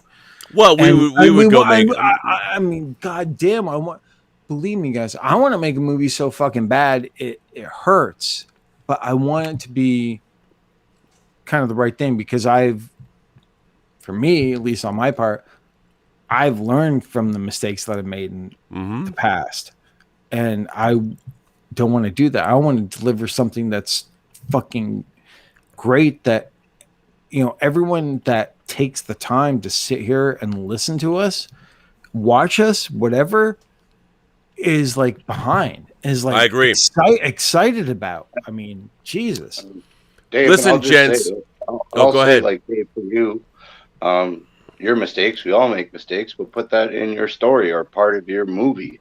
Yep. Make it lifelike, something relatable you have done. Put that, what I'm trying to say. Yeah, of course. I agree. Like, your kind of your story into a movie. Not exactly like your story, but life values and all that kind of stuff. And Sure. And I appreciate that. And I think that's what age, at least, if not wisdom, sort of dictates. Yeah. Oh, wait. Someone's Malbranded says, I've got a witchcraft, bog bodies, druids, and hippie stories set in Ireland in the 70s for you, Dave Parker. That sounds awesome. Oh, and this week I watched, because I also do this podcast. I do this other podcast called Night Marathon. So I do this thing, and so we're doing where we talk about different movies. Our next movie is called Antrim, which is about a cursed movie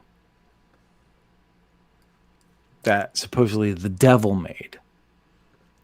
Yeah, because he got that film. He bought the film from the Photomax. Exactly. The first Circle of Hell. Well, it's interesting to see the development process with what the devil would make. And I watched the movie, and it's interesting. The Antrim is definitely, it's on Tubi right now, and it's definitely has a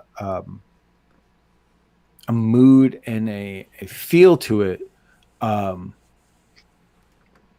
I don't know if it's exactly what the devil would make as a movie to make people go mad. Make people go mad. The funny thing is, Rob, there's similarities to The Hills Run Red, because it was like, oh, this movie was showed once in a theater and then the theater burnt down. Oh my God. But it definitely has a very the people who made it were very good at making it feel like it was made in the 70s or something like that. Oh yeah, no, for sure. Yeah, Antrim, very, very strange movie that I would recommend. Yeah, not a great movie, but pretty interesting. Last week we did Basket Case. That's my jam, man. Gentlemen, I must bring an end to this stream because I'm going to die if I don't. You're just gonna piss yourself. Yeah. No, I'm not gonna piss myself, but I'm gonna die because you have to do just the discs. Yeah, let's get physical media. I'm so tired, and I've had, this has been such a great show, and We've gotten to the point now where Rob. Yes. Sorry, go ahead, Donnie. It was. I remember a few episodes ago when I was on, or I watched. You talked about Letterkenny, and that is so awesome. Yeah, it's so good. Right, like you're all the way there, and like you're watching a great Canadian show. I love Letterkenny. It's the most Canadian shit ever. Right. So, have you ever seen Trailer Park Boys? Yes. I have. Okay. I get it, but I like Letterkenny a lot more. And you've seen Trailer Park Boys from the beginning, like season 1 episode. Yes. Okay. Yeah. Okay. And there's a lot of growth. There's a lot of growth there from behind the scenes perspective, but Letterkenny was a whole new level. What about Corner Gas? What are your thoughts? What's that? Corner Gas. I'm all too dry. No. I can find something to do with that. Okay. Sure. All right. Go ahead. I'm just a fan. I mean, I didn't even know what Letterkenny was. I think John Campia introduced. Hey, he's a good Canadian kid. He goes, look at this, and he showed me. I was on the floor. I was laughing out loud. I'm like, this shit is so funny. It's so good. So many great characters. Oh, it's so good. And Letterkenny, wow. When you start watching it, you ask yourself, what the fuck is this? Who made this show? And yet, when you get into it, you're like, you cannot stop laughing. Where is Campia from in Canada? I know he's Canadian. He's from like Hamilton, outside of Toronto. Yeah, okay, Ontario. All right. But he's still California for right now. Yeah. Right. Yeah. Gents, I gotta call it. I know. I'm gonna let people know. Other people are like going, "Hey, just let Dave take over. We'll figure this out, guys. If I can stay up late and Rob needs to go to bed, we'll figure out how this can work. Rob and I will work on this so it can happen. Because I could still be up for another hour or something like that.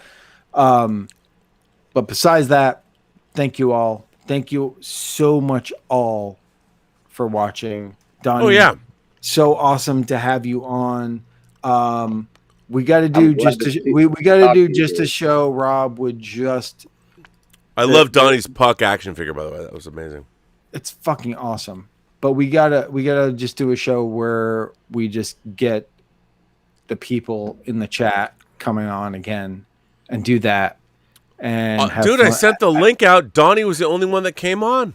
I know, but look, we got to get Ash on, but he was fading, so we'll just have to do a show early without a guest and just get them on and get some people on I'm here. all good with that. And we'll do it that way. But yeah, for me at least, thank you guys. Thank you so much. I really appreciate it. It's really, really awesome. Thank you, the Richard, as always, for being here. Thank you, Bunyan.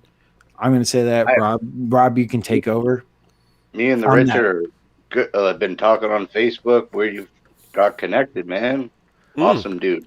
Yeah. Oh, and Rob, we got to get Sean Decker on because the Richard knows Sean as well. Has been a good friend of Sean's as well. And I was talking to Sean. I was hanging out with him this week. So He's been here. He's been in the house. He hasn't seen this the way it is now. He'll be like, that place was a disaster. Now he can come in here and be like, wow. But now we got to get Sean on and hang out with us and just have fun and bullshit about the good old days. I would love it. I would love it. And, all of the moderators, Bunyan Snipe is here too. Yep. And Darren Seeley is here. So we have a great moderating staff for us. Thank you all for that. And now I will be doing Let's Get Physical Media tomorrow, even though I've got nothing this week, but no Robservations because I have to go to a graduation picnic. So, ooh. Yeah. But Rob, also, thank you. Thank you for again, as always.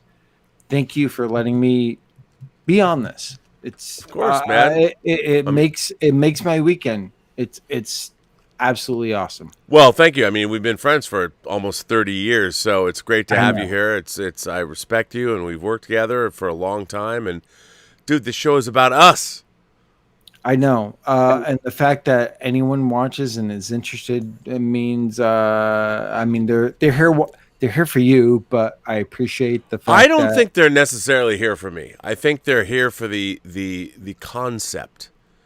Like, they're imagination connoisseurs, and we provide a community of fellowship, and that's, I mean, yeah, I mean, I'm like I've always said on the show, I'm the host.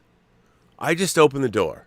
You're the master. The party you're is the made. Master of ceremonies, the master of puppet ceremonies. Well, maybe, but it's the people. It's our audience. It's the imagination connoisseurs. 100%. It's all of you that make this show what it is. And Rob, seriously, I want to hear. I would love to hear feedback from everyone. Just bug Rob with feedback. Oh, great! What do you? But the thing is, like, what do you guys want? What do you guys like about this so far, and what do you want more of? What do you think, Donnie? You were going to say something. Yeah, what do you want more of? I was just going to say, Rob, if I were to summarize you, you are the Enterprise. You boldly go. You're the 1701, baby. You go to different planets. You go to you're connecting to different people across the world. And that's I'll take that. Do. You know what? That makes me feel that you couldn't have said something nicer to me because that's what I love. You know, connecting people and doing all this. That's what this show. I mean, this show started out as a joke. It was a lark. It was, but like a lot of things, if you put sincerity behind it, then people will come, Ray. people will definitely come. I mean, it's You're just quoting one of the greatest movies ever made. ever made. I mean, I love it, but I love the audience of this channel. I love it. It makes the whole channel. And I wouldn't do this if there wasn't an audience that is enthusiastic and is interactive and has something to say. I mean, I can't imagine what it's like to work on a YouTube channel where you don't have any kind of feedback from your viewers. And this whole channel is predicated on the fact that our viewers make the channel. It's all about that interaction. Oh my God! This show in particular. I mean, that's the thing. That's why I'm asking you guys. Huh. It's like Rob is the anchor. I want to know how to steer the ship to what you guys want, and make it interesting and exciting, and where you engaging for all of you. So, again, well, Rob, I'll say the ship is on the right path already. Fuck yeah! Thank you, man. I would say that too. Right. It's really become something that I absolutely look forward to all week, to be able to be on the show and do this and hang with my longtime good friend Rob. Yeah. And just bullshit and say crazy shit and bring shit up. It's awesome. No, I agree. That's what this show is literally all about. I mean, it absolutely is. But again, it is all about the people watching. It's all about you guys. So chime in, bug Rob, and then he'll bitch me out later about all the. Do I? I don't bitch out later. Do I bitch you out later? I don't. No. If you get like a bunch of like emails or texts or messages going, oh, do this, do that, and you go, oh fuck, thanks a lot. No, because it's all about doing that. Ooh, someone said next week video shop memories. Oh, I could talk so much about. Oh, I mean, I worked in video stores for years, so well, I could just talk about my video store memories. Absolutely. Yeah, that's a great idea. Rob, that's a good idea. Dave, thank you, Donnie, have a great Sunday. Give Dieter my best. I will. I'm still waiting for that Ragman Blu-ray. He's getting it for you. Dieter is making sure you have it, Dave. Woo! And everyone revisit Rock and Rule. Rock and Roll, Nirvana. That's right. All right, everyone. I want to thank my moderators. I already thanked. Oh, Donnie, what were you going to say? I'm sorry. Yeah. I just want to say, Dave, it's awesome, being on with you. Thank you. Cool. Great. Donnie, you got to come. You definitely have to come back when I'm on, for sure. Yeah. Okay. Thank you, brother. You're awesome, man. And Donnie, it's always great to see you. Fantastic. You both have a great Sunday. Love you, brothers. All right, man. And we love you too in the Great White North. And Donnie, we're all now personally invested in your meteoric rise in the Hollywood scene, man. You're going to be the next big thing. We're going to do that. You're going to be Puck. I mean, I think it's perfect. I love that idea. Oh, my God. It's so perfect. I can't wait. Alpha Flight all the way, baby. I know, man. I'm talking issue 1 through 2. I got my omnibus right over there. I wish I had. So we'll say goodbye. I want to thank everyone for being here. I've already thanked my great moderators. And as everyone knows, every person you meet has a story to tell that you have yet to hear. And all you have to do is listen. And with that, Midnight Metal episode. What is this episode? 23? 23, baby. 23. It comes to an end. Thank all of you for watching. Everyone that donates to super chats or tips, thank you for keeping the show going. And for all of you members, we had a great members chat today. You can join in on our bi-weekly member chats for supporting the channel for $1 a month if that's what you want to do. You can. You don't have to, but if you want to, you can. You can join in on these. They're great. These long conversations, amazing. So thank all of you. And yeah. And remember, Rob is humble. So subscribe, share. I and never love. say that. Yeah, I man, know. smash that like button. Subscribe. Subscribe. Come on, man. Share. He's trying to do an outro. Let's do it. No, everybody should do that. Dave, I'm right there with. Thank you for inviting.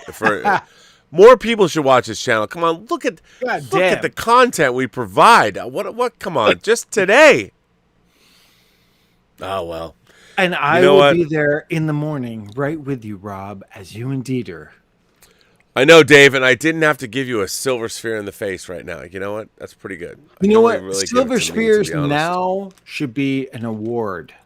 The Silver Sphere Award will be something we will give to the most metal of our I love that. We'll get Don and Shelley to give out the award. That's right. The Silver Sphere Award for the They would love it. They would love it. And Don would be like, he'd be like, you didn't really license the Silver Sphere for me. I know. But now we have to get we have to get Don to be up enough so we can get him on as a guest on the show. Yes. Oh, he would. Wait, are you talking about me? No. No, Don Coscarelli, the director of Phantasm. Oh, the mastermind. He would come on. Beastmaster and John dies at the end. Bubba Hotep. Which just celebrated its like 19th anniversary or something. Oh my God. Gentlemen, good night. I am going to leave you because I'm going to bed, man. I gotta go to bed. I'll be back here with Let's Get Physical Media. Then I have to go to like a graduation picnic, so there's no observations tomorrow. But thank you all for being here. What a journey we've had. Thank you, Rob. Yeah, so, Donnie, Dave, thank you for being here. Donnie, it's always great to have you here. I think you class up the joint, so thank you for that. And Dave, this is another great stream you sponsored. Another great guest, everyone. Fantastic. So good. Go search out Erik Olsen. Yeah. There you go. And all that and perhaps more, we will come back to you next week. Have a better night. Peace. Have a metal night. We'll have a metal night.